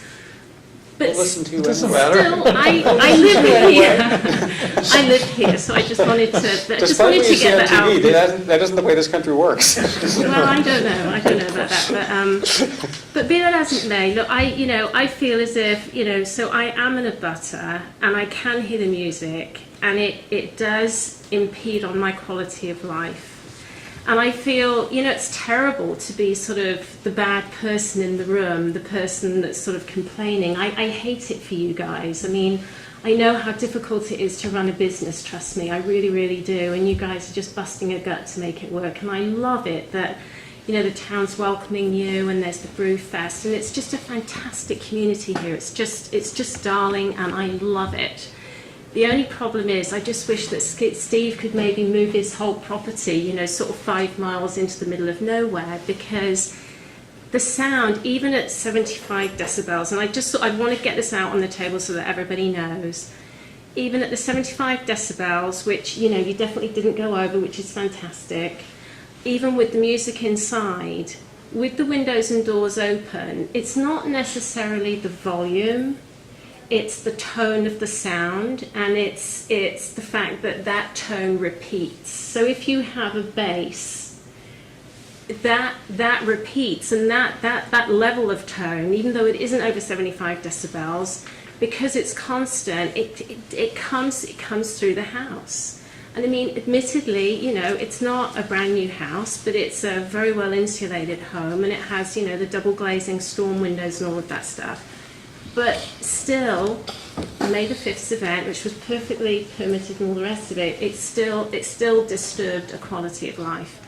Now, at the end of the day, it doesn't really matter because there aren't really that many abutters that are that close. So it's going to impact on, if I quickly count up, it's going to impact on 6 families, which at the end of the day, you know, doesn't really figure out that much. But Unless you're one of those 6 we're all human families. beings, and I think we all deserve sort of, you know, a decent weekend. And the thought of it going to 85 just makes me want to literally go and shoot myself. And I'm going to just have to not rent from Steve anymore because I just couldn't deal with that. Well, again, So- that's not on the table tonight. I just want to Okay, say my thank you. piece. Thanks. Thank you very much. Anybody else? Okay. Well, board members. Is the path clear, obvious, and easy? Not the words you were going to pick? Clear as mud. All right. Gentlemen, what do you want to do? We can try to work out a permitting scheme tonight, unless we just want to say no. We don't have to issue any permit. We've got a range of options here. We can issue a permit. There's an application on the table with relatively broad asks, but it also sounds like there's some flexibility to live with some conditions. But it's generally consistent with the new bylaw. Generally consistent with the new bylaw. Abutters? That's the issue. And we have a bylaw. Right. And we're obligated to abide by it. Right, right. So I mean, I hear and I understand Right. that some people are disturbed by the music that reaches 75 dB, but, you know, the bylaws was passed at town meeting, so I don't think we can deny a permit on the basis that somebody's disturbed by 75 dB or less. Yeah, we'd have to make a finding that it was more substantially detrimental to the neighborhood or the other usual special Right. permit. So the argument that. Which I'm not that suggesting. music- Right, that was Yeah. the argument that should have been presented at town meeting when the article was being considered. Well, and it was, and town Yeah. meeting voted the other way. I mean, Exactly. I was at town meeting, and there was some lively discussion on this point. Well, I agree with what Ron just said, and what Roger said. We've got a new bylaw. I don't think that we're in a position to be adopting regulations generally in connection with this request. And even if we did, they couldn't apply to it. I think we'd be doing an ex post facto. If we said Yeah. these are new regulations we adopted tonight. But we could adopt conditions tonight, which may turn out to be our regulations later. So, I think that we've discussed sort of the general parameters in terms of, the applicant's been pretty clear about the frequency of the intended outdoor entertainment. I mean, the issue of whether you put up an acoustical wall or not, that obligation, it seems to me, is on the restaurant owner to provide whatever means necessary to comply with the bylaw. So if they want to, produce music that exceeds 75 at the source, then they have to find a way of containing that to the site. Right, I think it's exactly so. And we don't really have a lot of data. Applicant has given us her measurements from the recent bash, but I think the burden is clearly going to be on the applicant to demonstrate compliance with the bylaw, keep good records, police it. I don't think that there should be police details required. Yeah, for some reason, the applicant wants to have a police detail. That's another thing.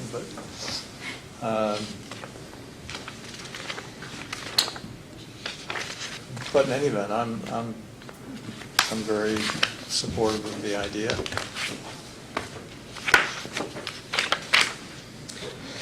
Okay, Roger. And by the way, those initial comments do not foreclose further and other comments. I understand. I think I heard the applicant say that they would be willing to live with some conditions that seem to be moving in the direction of, a compromise to people who might be complaining about the noise level. I'd like to explore that a little bit. It sounds like we have enough flexibility to do that as a board. Can I comment on that? That originally, when we were going through this process, it was put down at 11 p.m. And we actually were the ones that changed that to 10:30 and said that that was a compromise we already wanted to put in place with the 10:30 p.m. end time. Because we felt like that's sort of what our standards lately, we've been really adhering to the 10:30 p.m. I also like to, I also think we don't have enough data. I'd like to understand, for example, what's the ambient noise level in the restaurant when you're normally operating with the windows open? How does that compare to 75? Or 75 if you're standing at the mailbox and the windows are closed and the doors are closed? If I walk in the pub with the sound meter, it's at like 76, 78 inside the pub. Sometimes, I haven't done it on a Friday or Saturday night, but that's just normal, like when I'm not crazy busy running around, and I've had time to test it. And at the standard mailbox, Right. during at least one event that was reputed to be a little bit enthusiastic. You were getting 76, went inside and told them to turn it down. And that was a music source is inside the building, Yes. But the window's open. So that's sort of the answer here, I get it. I think. It might end up even being better if the music source is outside, because it could well be that the building is acting like a loudspeaker, and a friend of mine who's Actually, that's how speakers are designed, isn't Yes. it? It is. We knew that with this as well. Yeah, so that could Right. well be. If we had the music outside for this event, I bet it would have been. Yeah. Right, because you Yeah, can that send it over the panel train would have been in tracks and. place yeah. to deflect the Basically music disperse. towards the train tracks. All right, so it seems to me that we need to answer 1, 2, 3, 4, 5, 6, 7, 8 questions. What are your it? But I'm open to having better lists. Number 1 on the list would be, what's the measurement standard of the 75 what, when, where, under what ANSI standard? And the planning board has given us some guidance on that. And then how long a measurement period it is, that is really a key, because 75 instantaneous is wildly different than 75 over a minute is wildly different than 75 over an hour. Right. Can I mention something too Right. with that too? Because I do feel like you said, it is in our best interest to stay below 75 and to adhere to that. But like I said, I did go out to the mailbox and realized it was at 76 and went inside. So I would like there to be some sort of, I don't know if the word is flexibility, but to be able to go outside during the event, do a sound check before the event starts, have our, be well under, exactly under, and then during the event, be able to go out, measure, be at the source. If I realize, oh my God, with all the people inside and all the people dancing and yelling and cheering, in addition to the music, we're at 76, I need to go back and tell the DJ. I don't want to be breaking the rules at that moment if I then go back. So like I said. Right, and that's Yeah. something we'll have to be Right. working on, because it's not quite as easy as we set the speed limit at 45, we've got a standard police issue gun, and you know that if you look at your speedometer and your speedometer is calibrated correctly and you drive 40, you're going to be cool. But this is a little more of a fuzzy and Right. harder to, But it is in our best interest to stay below. Right. I mean, I don't want to bother the police either, and I don't want to bother Eve, and I want, Right. so if we can keep it, and I just don't Right. want to have to right. worry all the time. Right, so 1 is the standard, sort of 1A is within the standard, how long is the measurement period? 2, I said, how many days can they operate? 3, how many hours per day? 4, what times of start and stop? 5, testing how and where, although a lot of that's forced on us in the bylaw. I think Mr. Constantine's mailbox is going to be a very popular place. Maybe putting out a little chair for the measuring person, Serve drinks. a lemonade stand, there may be a revenue enhancement opportunity there. We also have an issue to solve on how long the permit lasts, 2 years versus 60 days. And what are the consequences for non-compliance? And that was You got my some- list. You got some legal guidance in that regard, right? We did. That was probably at the conservative end. There's some other things that can be done, but yes, we certainly can't have this be a criminal matter. The consequences of non-compliance with the permit is generally the loss of the permit. Correct. And that part's supportable with town council. You could say, if you're ever over once for even 1 minute. 1 dB. If you're 1 dB over for 1 minute ever, bang, you can never have another, and that might be an unduly harsh way of putting it. Likewise, we'll check in once every 2 years on the records, probably too lax, so somewhere between those goalposts lies wisdom. Rick, if I can just Right. reiterate the 60-day period, I think makes a lot of sense, because we do have a lot of open questions, and I think it would act as a good Makes test a bed. lot of sense to you, it's not great for party planning. I understand, but I don't want to get stuck with something for 2 years either. I don't think we all. But there may be wisdom between the extremes. But before I we, would say we should do it for 2 years.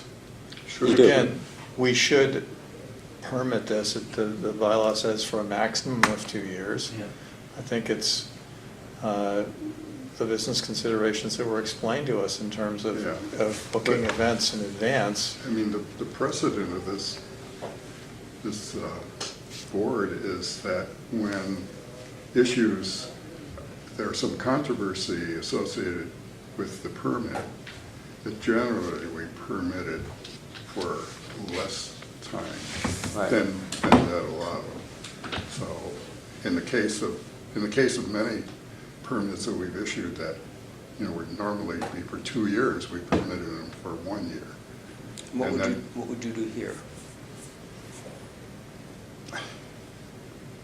Well, I think there has to be some kind of testing of the process. But I still would make the permit for a year with the conditions that there would be a testing process of some sort in that first year.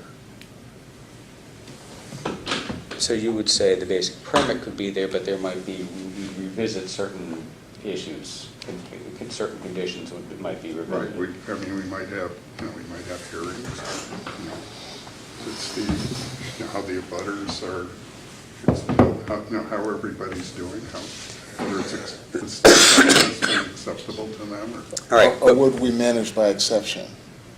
I mean, why What do would you there, mean? why would there be a need for a regular testing protocol if there were no complaints? Right.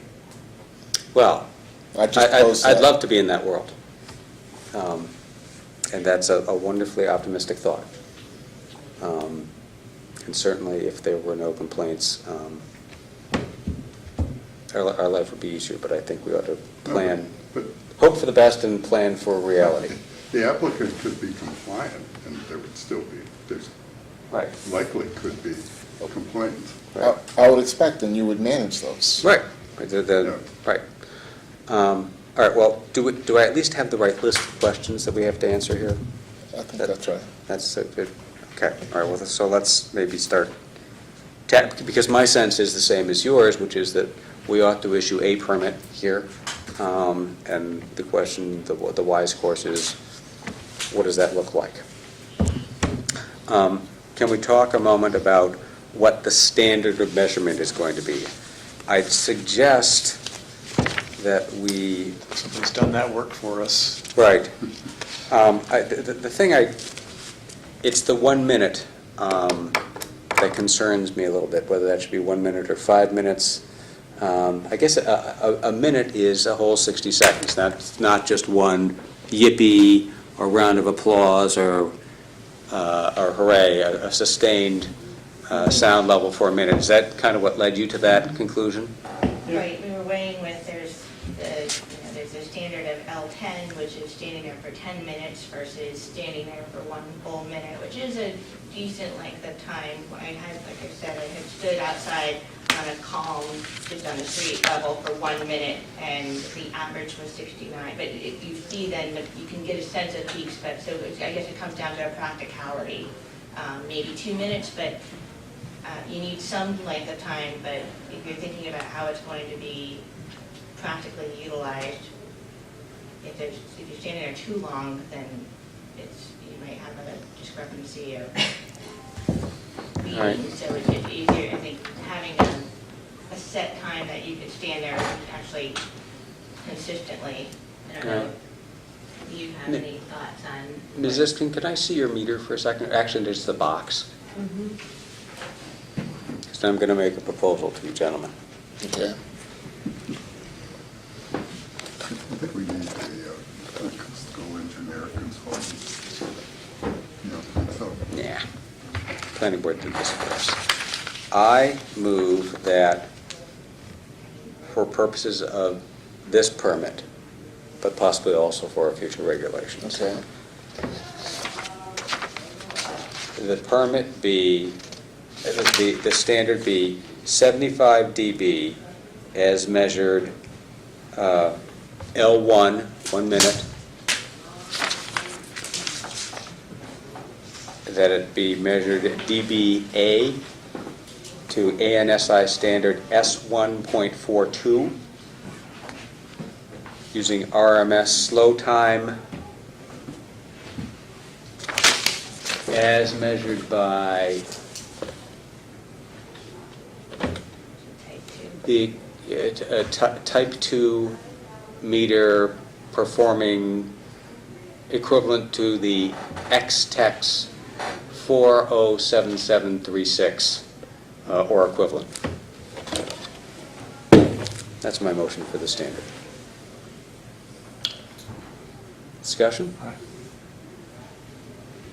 That's consistent with the bylaw?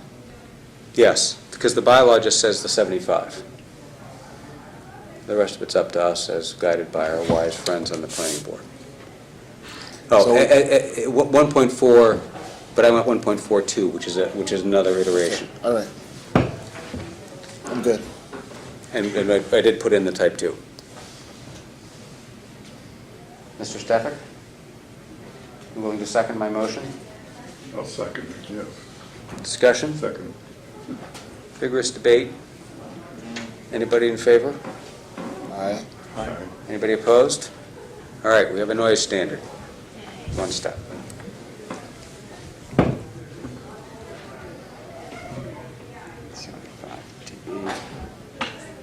Thank God we're taping this because we'll be able to get it all down. Type 2. LEQ, 1 minute. Okay. Let's shift to testing. How, where, reporting, recording. I suggest that the condition of the permit be that the test be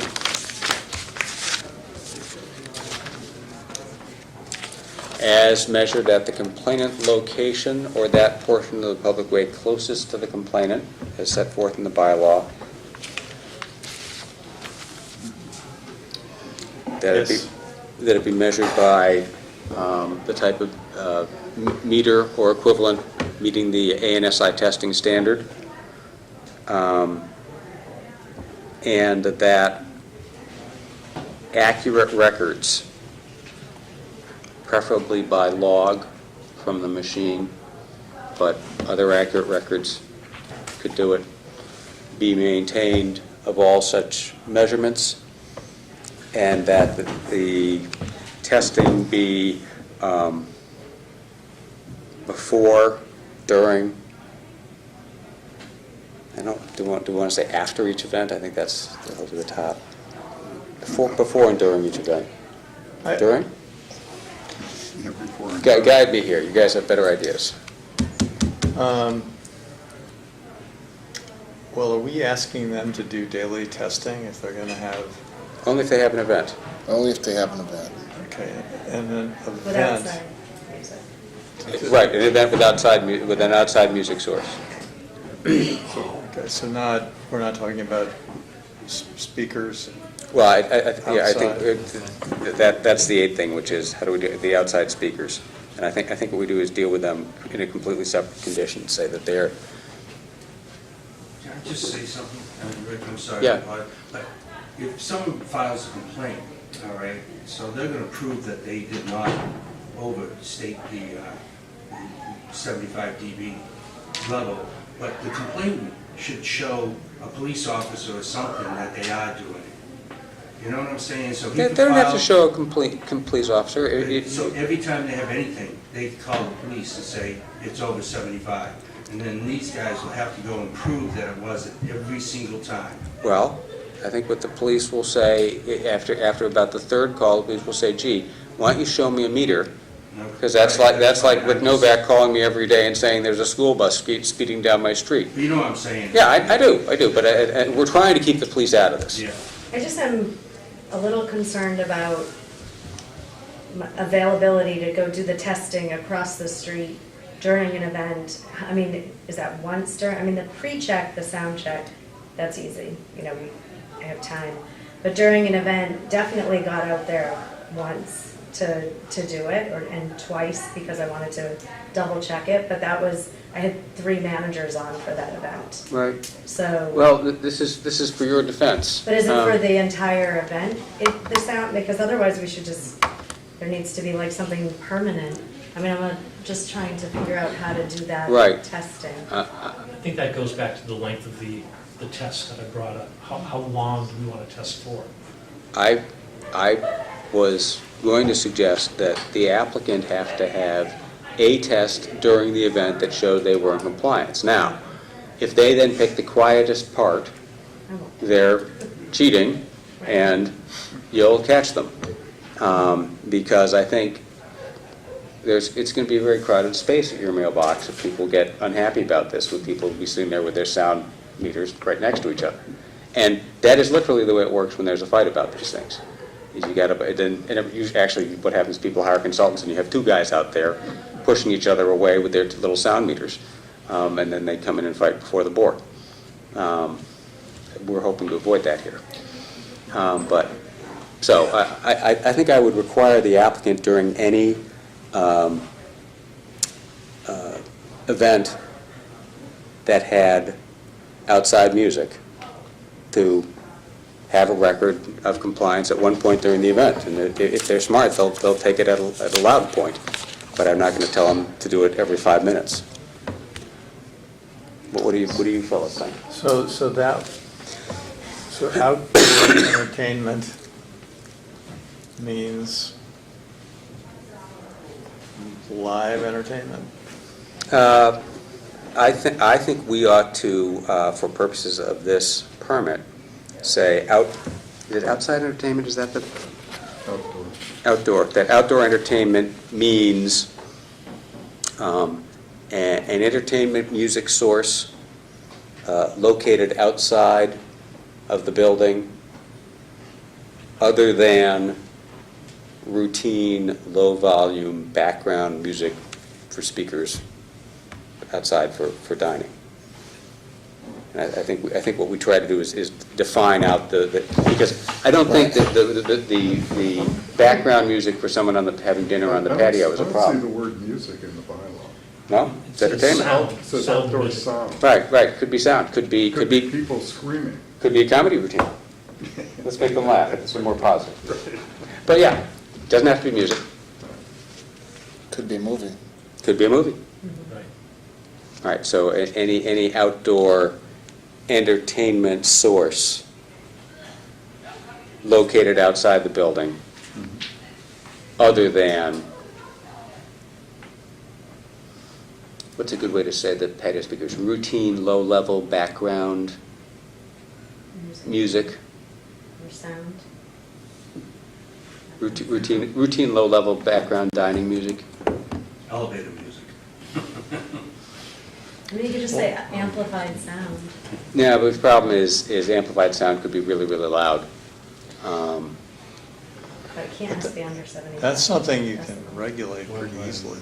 Right. Is it necessary to make this distinction if you're talking background patio music? It seems that it would be safe to assume that it would be under the 75 dB. Right, but what if they want to do it 5 days a week and Sunday mornings? I see, okay, so, That's what I'm trying to define it out of the problem, because what we're trying to deal with is how do we regulate the loud stuff. So what do you think about defining the speakers, the low-level speakers out of? I think that defining the low-level speakers out of it is fine, but I would also ask that the applicant do some experimentation. I hate to suggest hire a sound engineer. I don't know how much a sound engineer would cost. I mean, to come over and make some suggestions to you that might in the long run. How about this? That low-level background dining music from speakers shall be presumed not to constitute outdoor entertainment unless unless a complainant comes forward showing that such sound exceeds the 75 dB at the location. I mean, if Mr. Constantine comes in and says, look, I've got 12 guys with 12 meters and here are all their records, and they were at 86 on what Ed thought was elevator music, I think he'd have a case. I think it's unlikely to happen. And that way we could define it out and not have to worry about hours and things like that with the... Okay. Sounds. Better idea?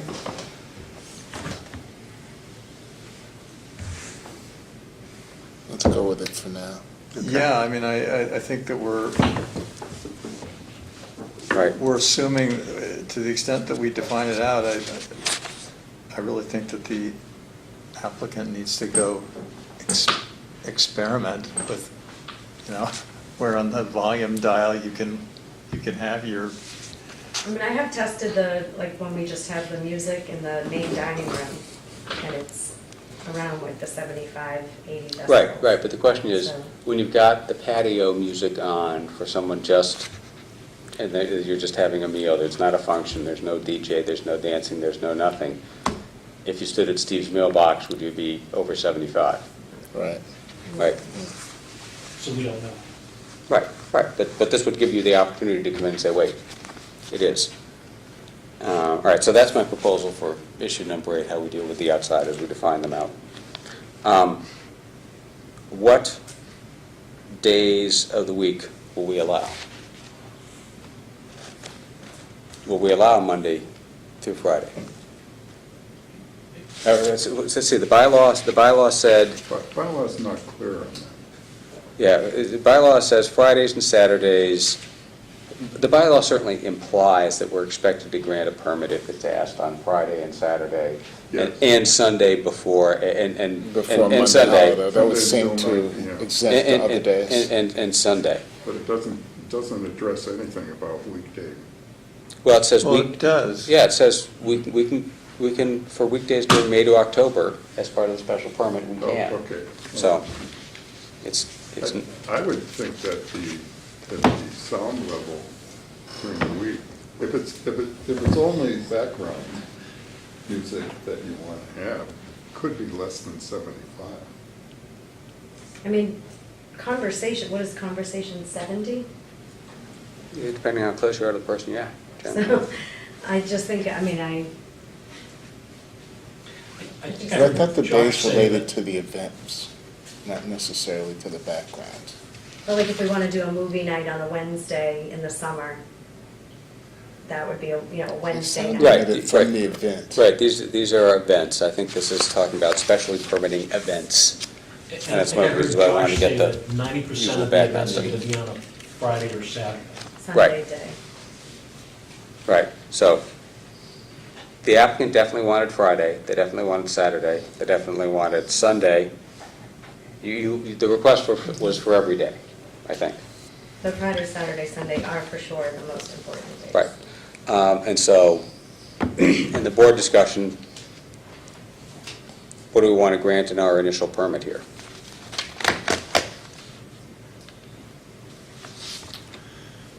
Well, I think,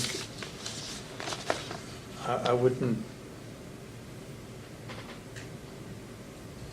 eliminate weekdays or certain weekdays or put a limit on the number. I think it seems that the applicant is pretty mindful that there's a real fishbowl effect here. People are going to be paying attention to what's going on, and if it seems like something's happened in the center of town that's not popular or it's not working, that we're going to be, you're going to be back here this summer Right. dealing with a complaint or the experience. So I think, again, the ultimate regulation is us pulling the permit. Right. Right. Well, what about, how do people feel about Friday, Saturdays, forget ending hours right now and hours per day right now. Friday, Saturday, Sunday, plus one other weekday evening during each week, May 1 to October 31. What's the theory? The theory Why, is, why one night and not 5? the theory is that we're trying to do something to accommodate the neighbors too. They would have some quiet time. They know that they had Wednesday night movie night, but they know that Wednesday night movie night wasn't followed by Salsa night. Salsa Reggae Tuesdays, night, right. Disco Wednesdays, no, that's movie night, Disco Okay. Thursdays, and EDM Friday. Okay, got it. How about nothing regularly scheduled events? So there wouldn't be a disco night or a salsa night, you wouldn't do a Tuesday, Wednesday, Thursday regularly scheduled event, but say someone came in and said, I want to have a 50th anniversary party on a Thursday night, and can we have it as long as it's not a regularly scheduled live music? No, I think you'd need to come in for, what I'm trying to save you from is having to come in for a separate special permit for that, and go through a separate special permit process, which would require notice to all the neighbors and a hearing like this. So we're trying to bake in something you can have that's automatic. That was my theory on the one other night. You could say, okay, the weekend of June 12th, I know I've got the Smiths' 50th anniversary. I'm going to do that on Thursday. That's going to burn my one non-Friday, Saturday, Sunday night during that week. Does that work? I'm trying to come up I with mean, something. we're trying to have the flexibility to not, All right, you want all, he wants none. We're trying to stumble Right. around towards something that works I for mean, we don't everybody. want all, I don't, no Right. interest in running a nightclub. But we did purchase the inn for the event opportunity. Sure. And running it, we find that the music is a big part of booking the events. So that's why I'm saying there would never be anything regular and 90%, but when you do get that 10% that want to have an event, we want to be able to do it. What about instead of once per week, a certain number in that window? So you could double up one week and not another or something like that? I'm trying to come up with something workable. Yeah. All right. A lot of this is really the music we're talking about would be like cocktail music on the patio for an hour kind of thing. Right, I but believe during the weekdays. if it's outdoor entertainment, Right. You don't want to have to come back here for a special permit on every event. No, Right. no, I agree. right. And yet the neighbors don't want you to have, 5 days a week, so, yes. Just the direction that you're going in, you separated out kind of the big events, but then I guess there was kind of some, I know we struggled as a planning board, and this is why it wasn't in the zoning, but how do you allow to have the general cocktail music, just out for people, especially because it's coming around summer, people like to go there with their families, the kids can run, and would like to have background music, so that would, because of the restriction on outdoor, the way the bylaw is written, it is up to the zoning board to allow the Monday, Tuesday, Wednesday, Thursday cocktail music on the patio, which, when we were talking, we said that shouldn't be highly objectionable because it by default is going to be behind conversation. You'd expect that is background music. Right. But one person's background harpist, lightweight jazz band is another person's, that's too loud and it's driving me crazy. So that's what we're trying to struggle with maybe the number of nights is not the way to do it, but I'm leery, given what the neighbors had to say, of just saying, sure, 5 nights a week is fine. Right. No, I agree. I think it's a noble attempt at a compromise. Maybe it is the 1 or 2 night, maybe not a 1 night a week, but like you said, can you bank your weeks? Like, let's say it was a certain number for how many weeks there are, May June, to. July, Right. August, September, October is 6 months. They're 4.3 weeks a month. That's good. So, 27 weekends. so if you said there were 27 weekends, so if you say you could have 27 other events. You have 27 Monday through Thursday events. Right, 27 Monday through Thursday events. Right, for the trial, and then, this isn't something like town meeting, though, that we then have to go, this would be for next 2 years, we could revisit this in the next. Right. The length of the permit. It's the length of the permit. Okay, yes, I think that's a good idea. But we're also trying to get it right and fair this time, because the way these permits work, they tend to roll over. And I think that's one of the reasons why Mr. Constantine is trying to do his homework now. No, I understand. And that's all fair. All right, so, Following a floating day for 1 week. Every week has a floating day. right, We're getting there. that's what I'm saying. So my proposal on the days on which events could be held would be Friday, Saturday, Sunday, plus between May 1st and October 31st, a total of 27 other events held on Monday through Thursday nights. So she can burn them all in June, but then it's going to be quiet in October. How do we track that? Count. They're going to maintain a record. Who's going to count? We will. Well, We you have to are, keep and then track. tell the building inspector. That's my motion. Second that. Further discussion? All in favor? Aye. All right, the rule of 27 it is. All right, hours per day. Somebody raised this as a, well, what if you had the, let's have Woodstock reenacted at the Sherborn Inn. And we'll start at 5 in the This morning. is a 3.5-hour suggestion. Right, So most events with a DJ is a 4-hour event. That's how they pay, that's how they get Right. paid. Yeah. If it's an event with a DJ, typically it's 4 hours. would you ever have, or wish you had the right to do something on a Sunday morning, but also then have something that Sunday evening? Yes. No, Saturday, let's say Saturdays. But we have so many showers, let's say. A shower during the day and then doing a 50th anniversary party at night. It's a very plausible scenario. So your suggestion would be no more than 4 hours per event, no more than 2 events per day? Yes. The only other concern I would have with that is for a wedding, is a 5-hour typically, where we have a ceremony with a harpist or with ceremony music out on the lawn, Mm-hmm. followed by cocktail music Mm-hmm. and a DJ. Mm-hmm. That would just be, So if you were having a, but that DJ music is not, that's just to build that in as well, that. will outside. 5 hours cover a wedding? I think, is 5 hours of, can we say 5 hours of music, so it doesn't have to be. Yeah, five the consecutive? only permit you're getting here is for your outdoor Right. music.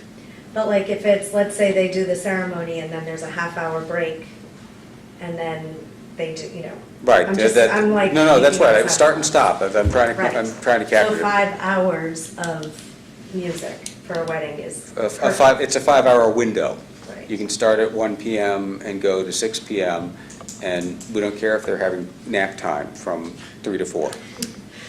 Probably not likely, but, But you can't count that hour. of No, nap. you can't bank them. You can't You take that bank them. out? You gotta- I think 5 hours is probably fair for a wedding. All right, so let me make this proposal to you, gentlemen, that the hours per day be on weekends, For outdoor events. for outdoor events, Tuesday through Thursday, no more than 1 4-hour event per day. And then for Friday, Saturday, Sunday, Monday, the other 4 days, it be no more than 2 4-hour events or 1 5-hour event. So if you're having if you're having that 5-hour wedding, don't have something in the morning. Question in the back, yes, sir. Yeah, I would ask, wouldn't it be easier to have a starting hour and a closing hour, and those hours in between, whether it be one event or 2 events, would have to operate, say, 11 a.m. in the morning, no later than 10:30 at night, or whatever. Well, we're going to get to an ending time. That's a separate issue. I'm not sure that the way they run their business is as regimented as we could say you've got to hit this exact window. But I think you're right, we have to give them a hard stop time, and then how they fit in ahead of that is up to them. Can I ask one other question? You may.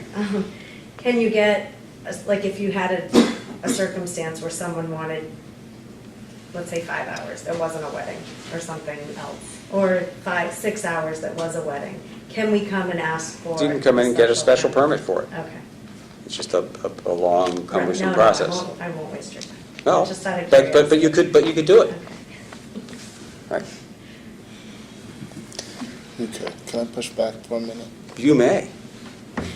If we have a window, as Matt was suggesting, and we're complying with the noise, requirement in every other measure of the bylaw. Why do we need to start measuring the time of events?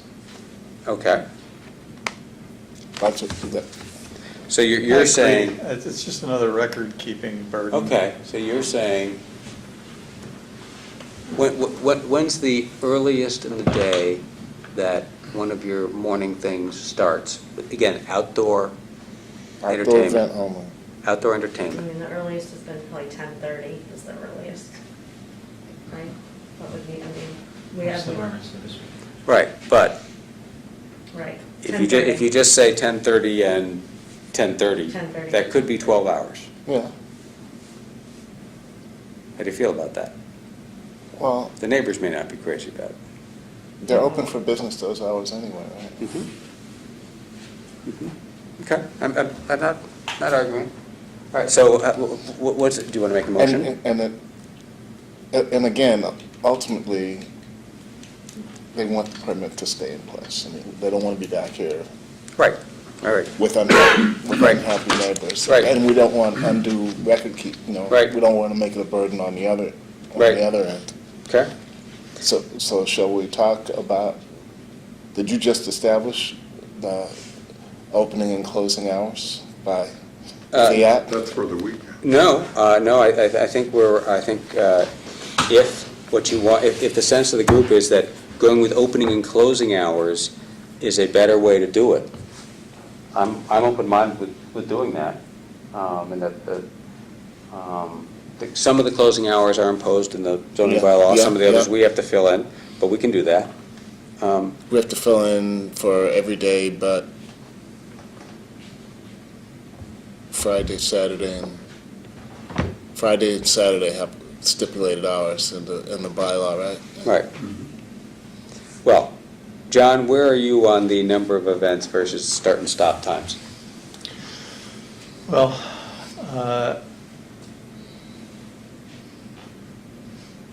I would say that the weekend hours should be 10:30 in the morning till 10:30 at night, and that the 27 weekday events should be something along the lines of 4:30 to 9. Does that work for you guys, Mhm. to be limited to 4:30 start time on the weekday? How do you feel about that? That's okay. All right, so, you want to make a motion, Mr. Fitch? That the, Yes, I move that the permit include the requirement that the outdoor entertainment on the weekend may only occur during the hours of 10:30 a.m. in the morning until 10:30 p.m. in the evening, and that the 27 weekday events be limited to the period between 4:30 p.m. to 9 p.m. so that's Monday, Tuesday, Wednesday, Thursday, Saturday, Sunday, Friday, so Friday morning, they can start at 10:30 in the morning. It's a Friday. Sunday's unique. Saturday, Right, that's right. Friday, Saturday, Sunday, No, not, Sunday's got a 9 o'clock start, Yeah. except before a holiday. right. Sunday has a 10:30 a.m. start and a 9 p.m. Yeah. All right, so let's take it from the top. Tuesday, Wednesday, the Tuesday, Wednesday, Thursday events, the 27 events, Yes, 4:30 to 9. yes. Right. For Friday and Saturday, 10:30 to 10:30. 10:30 to 10:30. Sunday, Sunday would be 10:30 to 9. 10:30 to 9, unless it's before a holiday weekend. Right? Yes. What was the holiday weekend rule? Was, Sundays follow before Monday shall follow Saturday right, rules. so 10:30 to 9, except for Monday holiday.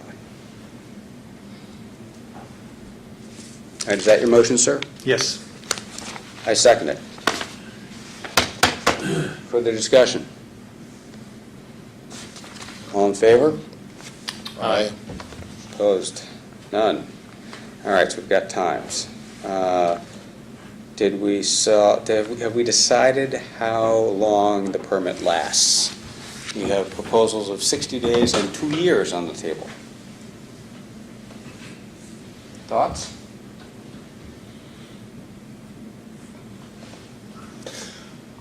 Well,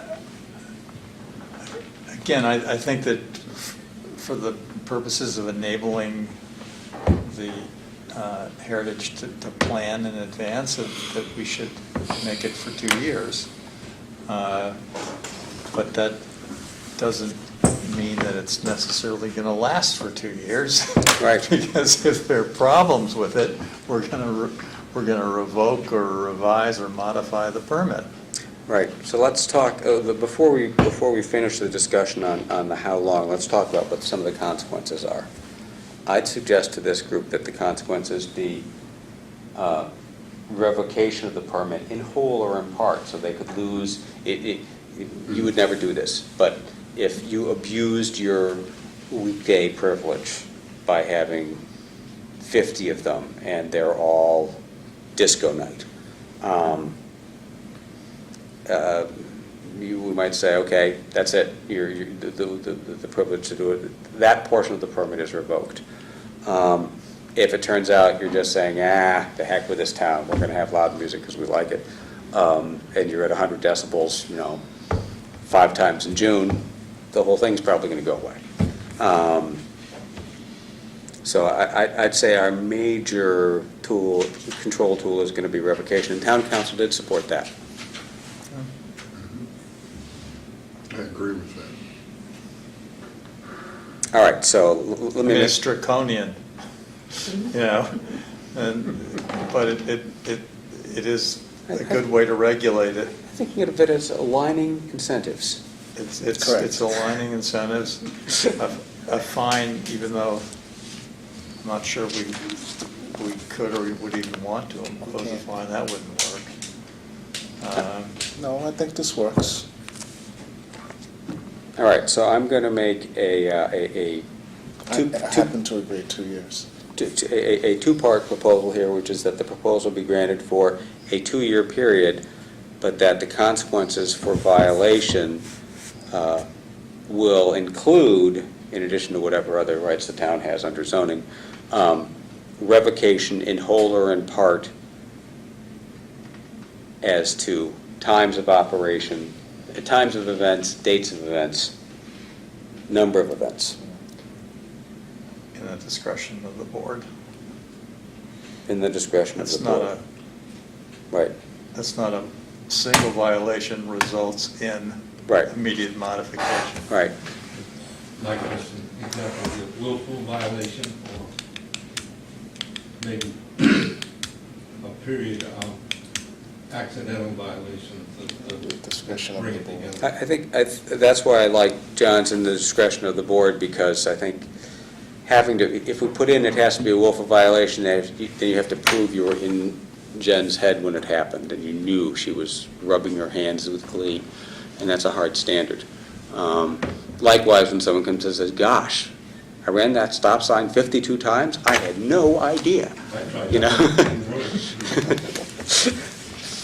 Okay. No, I think that's good. Okay. Revocation, modification, whole and part, in the discretion of the board?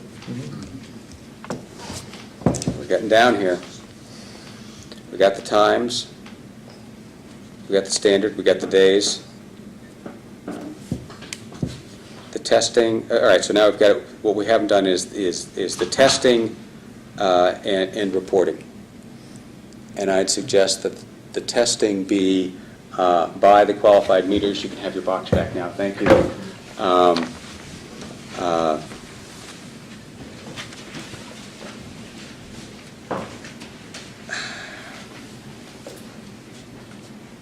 That they be required to test at least once during each weekend event. That's when, those are going to be your noisy events, right? Weekend ones? Yes, and keep a log. Right.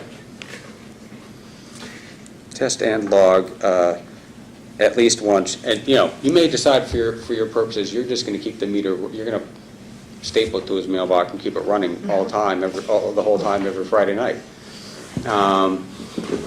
That's the safest thing, you'll have absolute proof. But you'll have to test and log at least once during each weekend event. You can test and log more often if you want. And those logs have to be submitted to us every 30 days. Or upon request. Or upon request. That's my motion.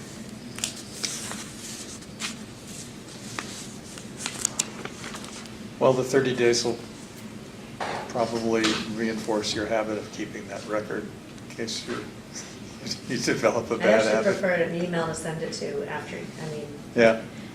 And- send it right away. I don't have to submit like can I do that? Will there be a place I can just send it to? You'll have to report it to the ZBA in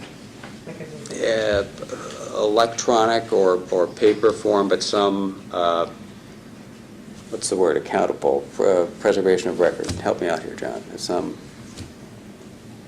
Well, permanent form. You're going to have to maintain this log, and it's going to have to be submitted to us at least every 30 days. Okay. Or earlier So, on I mean, request. if you're firing off an email after each event, which is maybe not such a bad practice, you're going to still have to Maintain the log anyway. maintain a Right. log or some kind of Right. spreadsheet I anyway. understand. Right. Okay. Yeah, but if, for example, Steve, not to pick on him, calls us up and says, last Friday night was unbelievable, you can't believe, we'll probably want to see that log right away. Right. Okay. I think we might be done. We're done. That's the list. Distance from the north location of the test, reporting test results, who maintains it. All right, so I'd entertain a motion as to what to do with this permit, given those conditions. Sorry, did we get through whether it was an average or a maximum? Did we do that? We said it's the 1 minute LAQ, which is the average over 1 minute. So it's just 1 minute is the length of the test.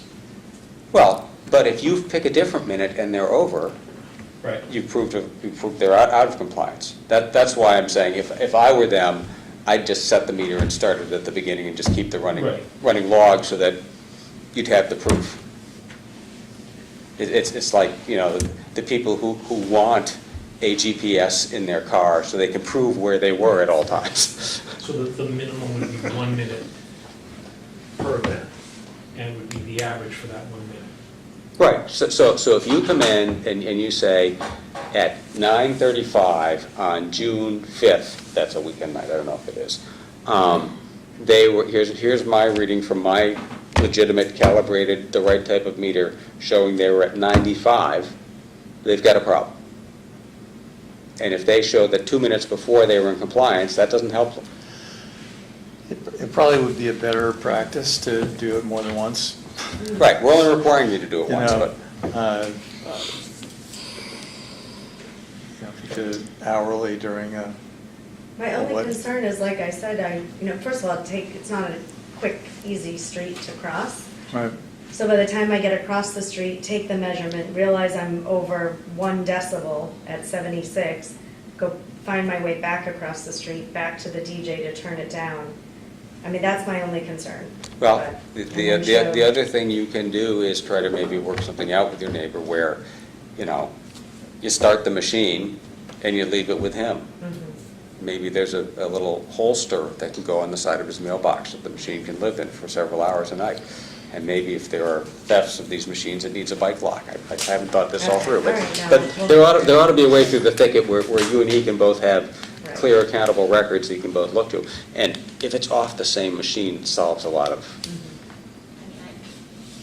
We do a lot of, I guess I'm not sure if the capacity of this type of device can do, I don't know what, I know Continuous. it can do it over a certain amount of time, but I don't know if it could do beyond. I mean, I think the standard tends to be a 10-minute standard, so I Right. don't know how long that standard is set for that machine. There were, in our research with a lot of venues dedicated to music, they have very expensive, several thousand, $100,000 systems that are set, Right, that that's, are constantly recording, but that's a different follow-up Right. and wasn't Right. what we were trying to achieve. right, right. I think what we're going to do for now is rely on everybody's self-interest, which is we're going to require them to test at least once during each weekend event, knowing that a neighbor may be out there every day, all day, with nothing else to do. And you know what? If that's what they wish to do, that's what they wish to do. They've got the right to do it. And, you know, there's clearly a lot, at least what I'm hearing is a lot of good faith efforts on both sides to try to work together, and that's a great thing. We're trying to respond to that. Anybody got a motion on this permit application? Move to grant the special permit under this application for outdoor entertainment at 33 North Main Street under section 3.2.24.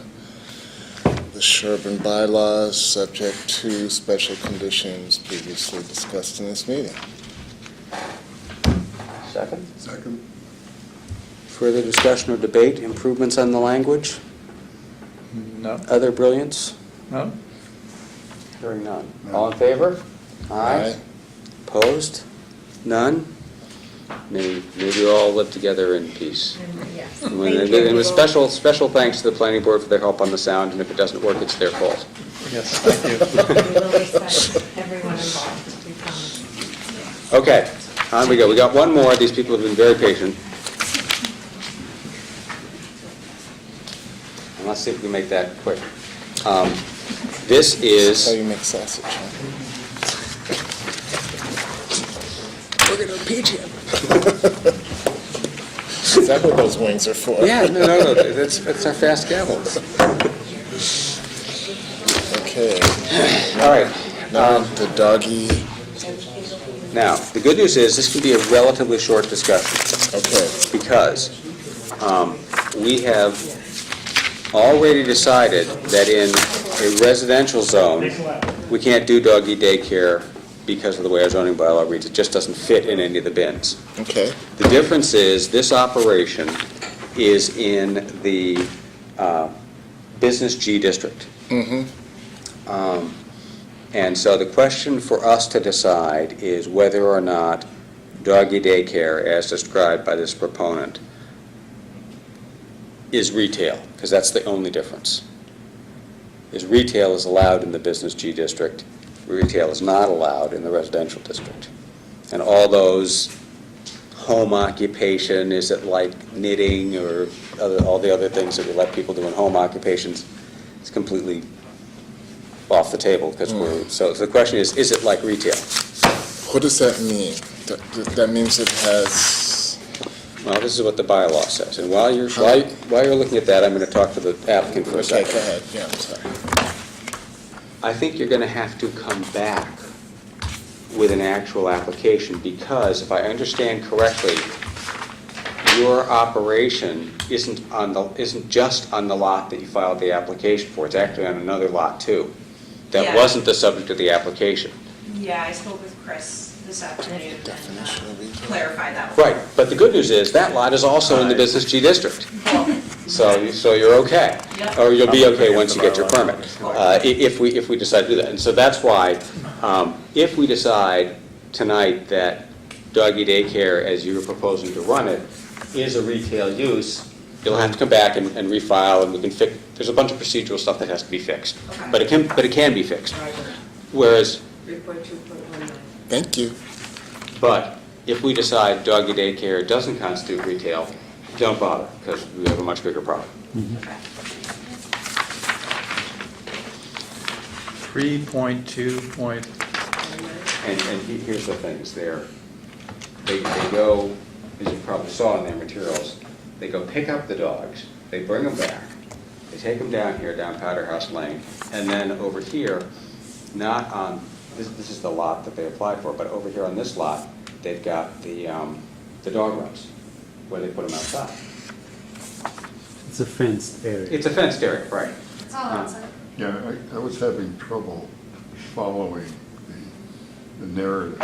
Yeah. Exactly what Retail it was. store. Yeah, or service I took a establishment. look at this site and I said, where are they putting dogs in this that's nice for the dogs? 2.19. And then I realized it's the lovely green field out here behind the garage building. It's a much smaller area, but yeah. Yeah, right, but it's a portion of this field, and the nice part is, see, here's the district line.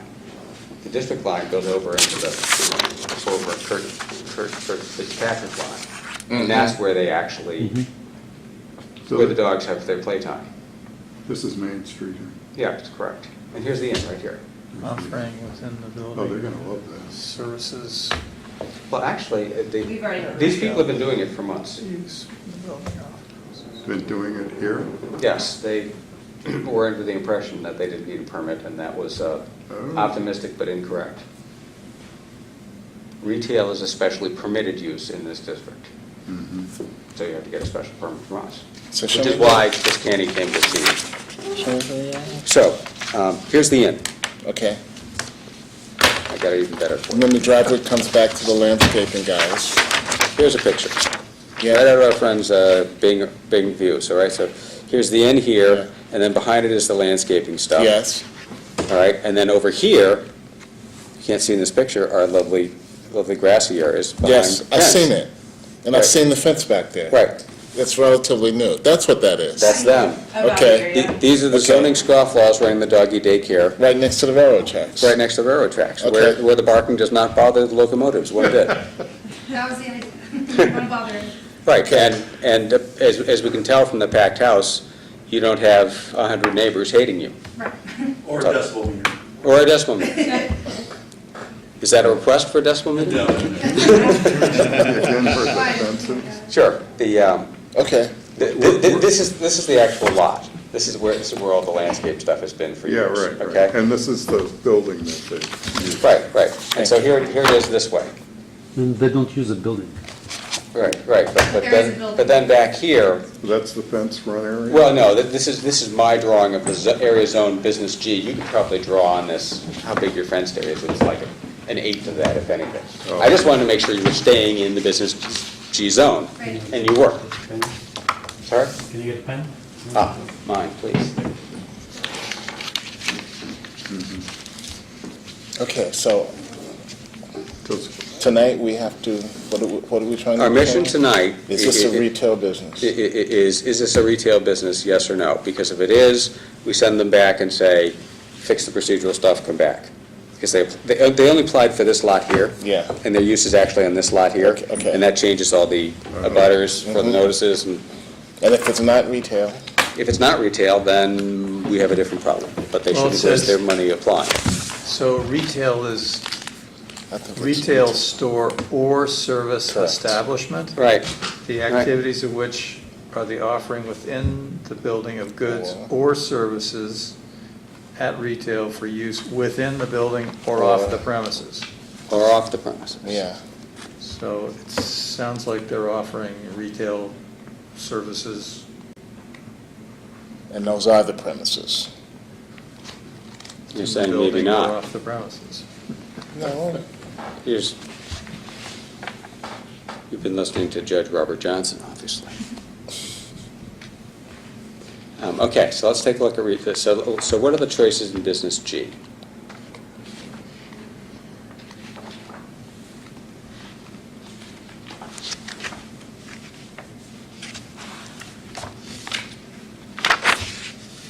It's not a farm, it's not a multi-dwelling.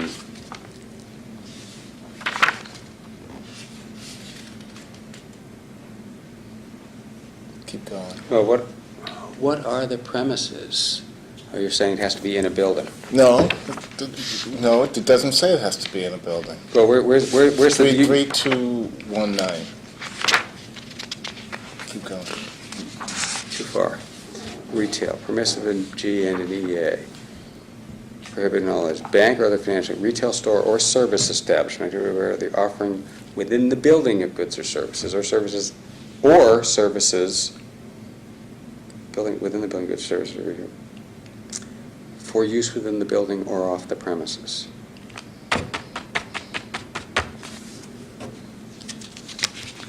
Well, they're offering a service. Right. So the question is, they're offering services at retail for use within the building or off the premises? Well, here we have no building, but they are on the premises. Are you doing, you don't do anything in the building. The only building there is the garage. You guys have nothing to do with it. You just drive up in your car, you take the dogs out, you run them around, you take good care of them, and you put them back in the car and you drive them home. In essence, the fence is our building, so, because they're always contained, there's never a dog ever that's running around that's not within our building. And those are the premises. You're saying maybe Building or not. off the premises. No. You've been listening to Judge Robert Johnson, obviously. Okay, so let's take a look at this. So what are the choices in business G?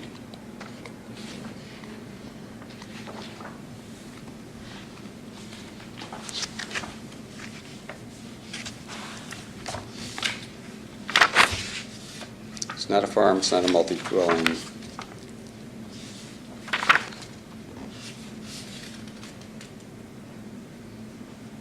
Keep going. Well, what are the premises? Oh, you're saying it has to be in a building? No, no, it doesn't say it has to be in a building. Well, where's the... 3219.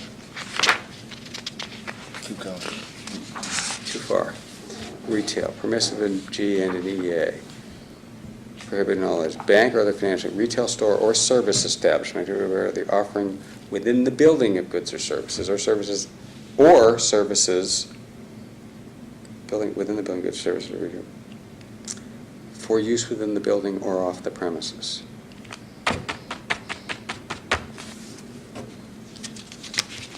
Well, they're offering a service. Right. So the question is, they're offering services at retail for use within the building or off the premises? Well, here we have no building, but they are on the premises. Are you doing, you don't do anything in the building. The only building there is the garage. You guys have nothing to do with it. You just drive up in your car, you take the dogs out, you run them around, you take good care of them, and you put them back in the car and you drive them home. In essence, the fence is our building, so, because they're always contained, there's never a dog ever that's running around that's not within our building, if you will. Yeah, but You like that? Your fenced premises. Your fence is probably going to flunk the building test. Yeah, Chris might have something to say about that. Excuse me, sir, how different is that from like the ice cream store that's down here? The ice cream store? People standing outside eating ice cream. But see, that has a building, and then they're selling stuff in the building, and people are taking it outside. So the ice cream store has got a better case. Craft shop. Craft shop? Prohibited in residence, permissive in all others. That's not working. Is That's it not something that's more like an agricultural use might be more appropriate? I don't think it's a farm. You have your kennel permit, right? Or do you? No, but I think that's why I figured I was talking to Chris and he said to do this first. Right, but I think you're probably going to, if you Yeah. can do this, their kennel permit will probably be in your future. Definitely. So, single-family apartment. This was exactly the problem we went through in the residential, and we were trying to work with the people, but then the answer is, we've got this many bins, and it has to fit into one of them. What if we did use the structure to some extent, like for storage, or if that was where, I don't know, that's the break room. Do you have There is a access to it? It's your building, It's right? Gary's building. My building. So make it easier. when the weather is bad, would the dogs They still have tolerate to, it? they still have to play. They stay home, oh, they don't come on the bed weather day.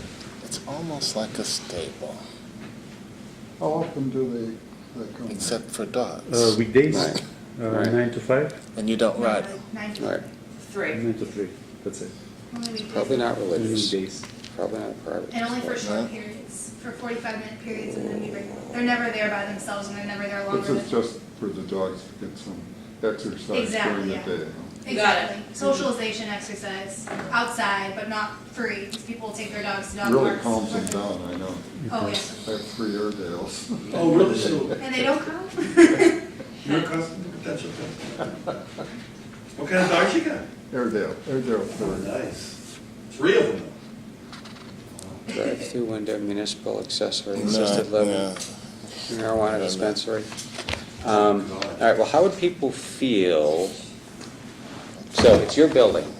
You could rent them some space in the I building. could. Could you do any of your bookkeeping in there or something? I'd really? love to do Absolutely. bookkeeping in the building. There's plenty of things we could do. There's a million things we could do. If Gary were willing to. Because then it's go- getting a lot like the ice cream place, That'd be nice. where something's happening in the building. That becomes your premises. That's their premises. Then it begins to fit into this silo. Well, and actually, the services are on premises but outside the building. Again, Right. a lot Like the ice cream like shop. Frosty's. Very good, thank you. If Gary would allow us to, sometimes people get upset if the dogs come home muddy, like if the ground is too muddy. If Gary would allow us to use the inside part as kind of like a grooming station, so that we could. Now Well, I think you're going in the wrong direction Right, with yeah, that one. Okay, rewind, I didn't want to do that. No, I'll do the bookkeeping. No dog washing. Right, dog washing is a sensitive subject. You had no Okay, reason to know that, bookkeeping in the but. building. We could do a All number right, of things. what do you think, John? I think that fits, so long as we have an understanding that there is some use of the building. Is there a certain thing that we have to do in the building, or is Well- anything that has to do with our business? You're gonna have to come in again anyway. Right, of So, course. so take the time to think about what corner of the building you can use and Yeah. use your very inventive minds to come up with Of course. things that you can do with, maybe the dogs are checked in there or something. Just, Is there a suggestion that you have that would be like, in your mind, okay, this counts, that we could, I'd like to, you you want know, us to come up with those suggestions? well, this isn't practical given the layout. Okay. But if the only way they could get to the pens was by going through the building, and I know that isn't how you do it. Yeah. Correct. But if the building were effectively a toll booth, that would be a lot easier. Now, I'm not saying you have to do that, I'm just saying that's the way to be thinking about it. Gotcha. Is- I is- think I get you. Is think about making the use of some part of the building an integral part, because then we will have a building. Would it be better if we gave you one plan or several suggestions? I think you ought to, when you come in, your proposal's a good one. You do a great job selling yourselves and describing your project and things like that. It's a lot more than we get from a lot of proponents, so thank you and good for you. Yeah. Well, thank you for your suggestions. Just tie it into the building. Okay. Because what we want to do is make it look as much as possible like the day spa. Right. But I not, mean, I know, you- but not the grooming, but, Yeah, but gotcha. the day spa is sort of personal services for the people, and this is for the dogs. Cool.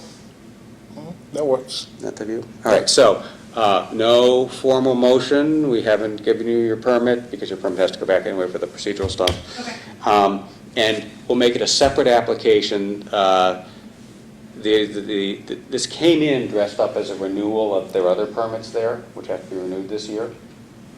I would suggest that we sever this off, have them have their own special permit for that business. It's going to happen to be at another location that has got a bunch of other unrelated businesses, but the dogs have nothing to do with the landscaping has nothing to do with the dogs. We get that. But this permit has to be renewed. Correct.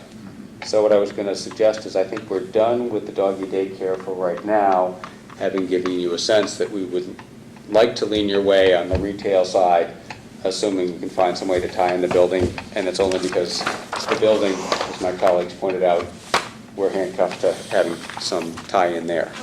We appreciate that. And then we could turn to the renewal of the special permit for the landscaping and everything else, which is before us. And it would seem that the very same august group issued the last permit in 2016. Yep. Nothing changed. Nothing has changed. The room is not filled with people complaining about your operation. Most people don't know it's there. I had to drive down there tonight to remind myself, like, yeah, there is something down there, isn't there? Because they're afraid that they're going to piss off landscaping people.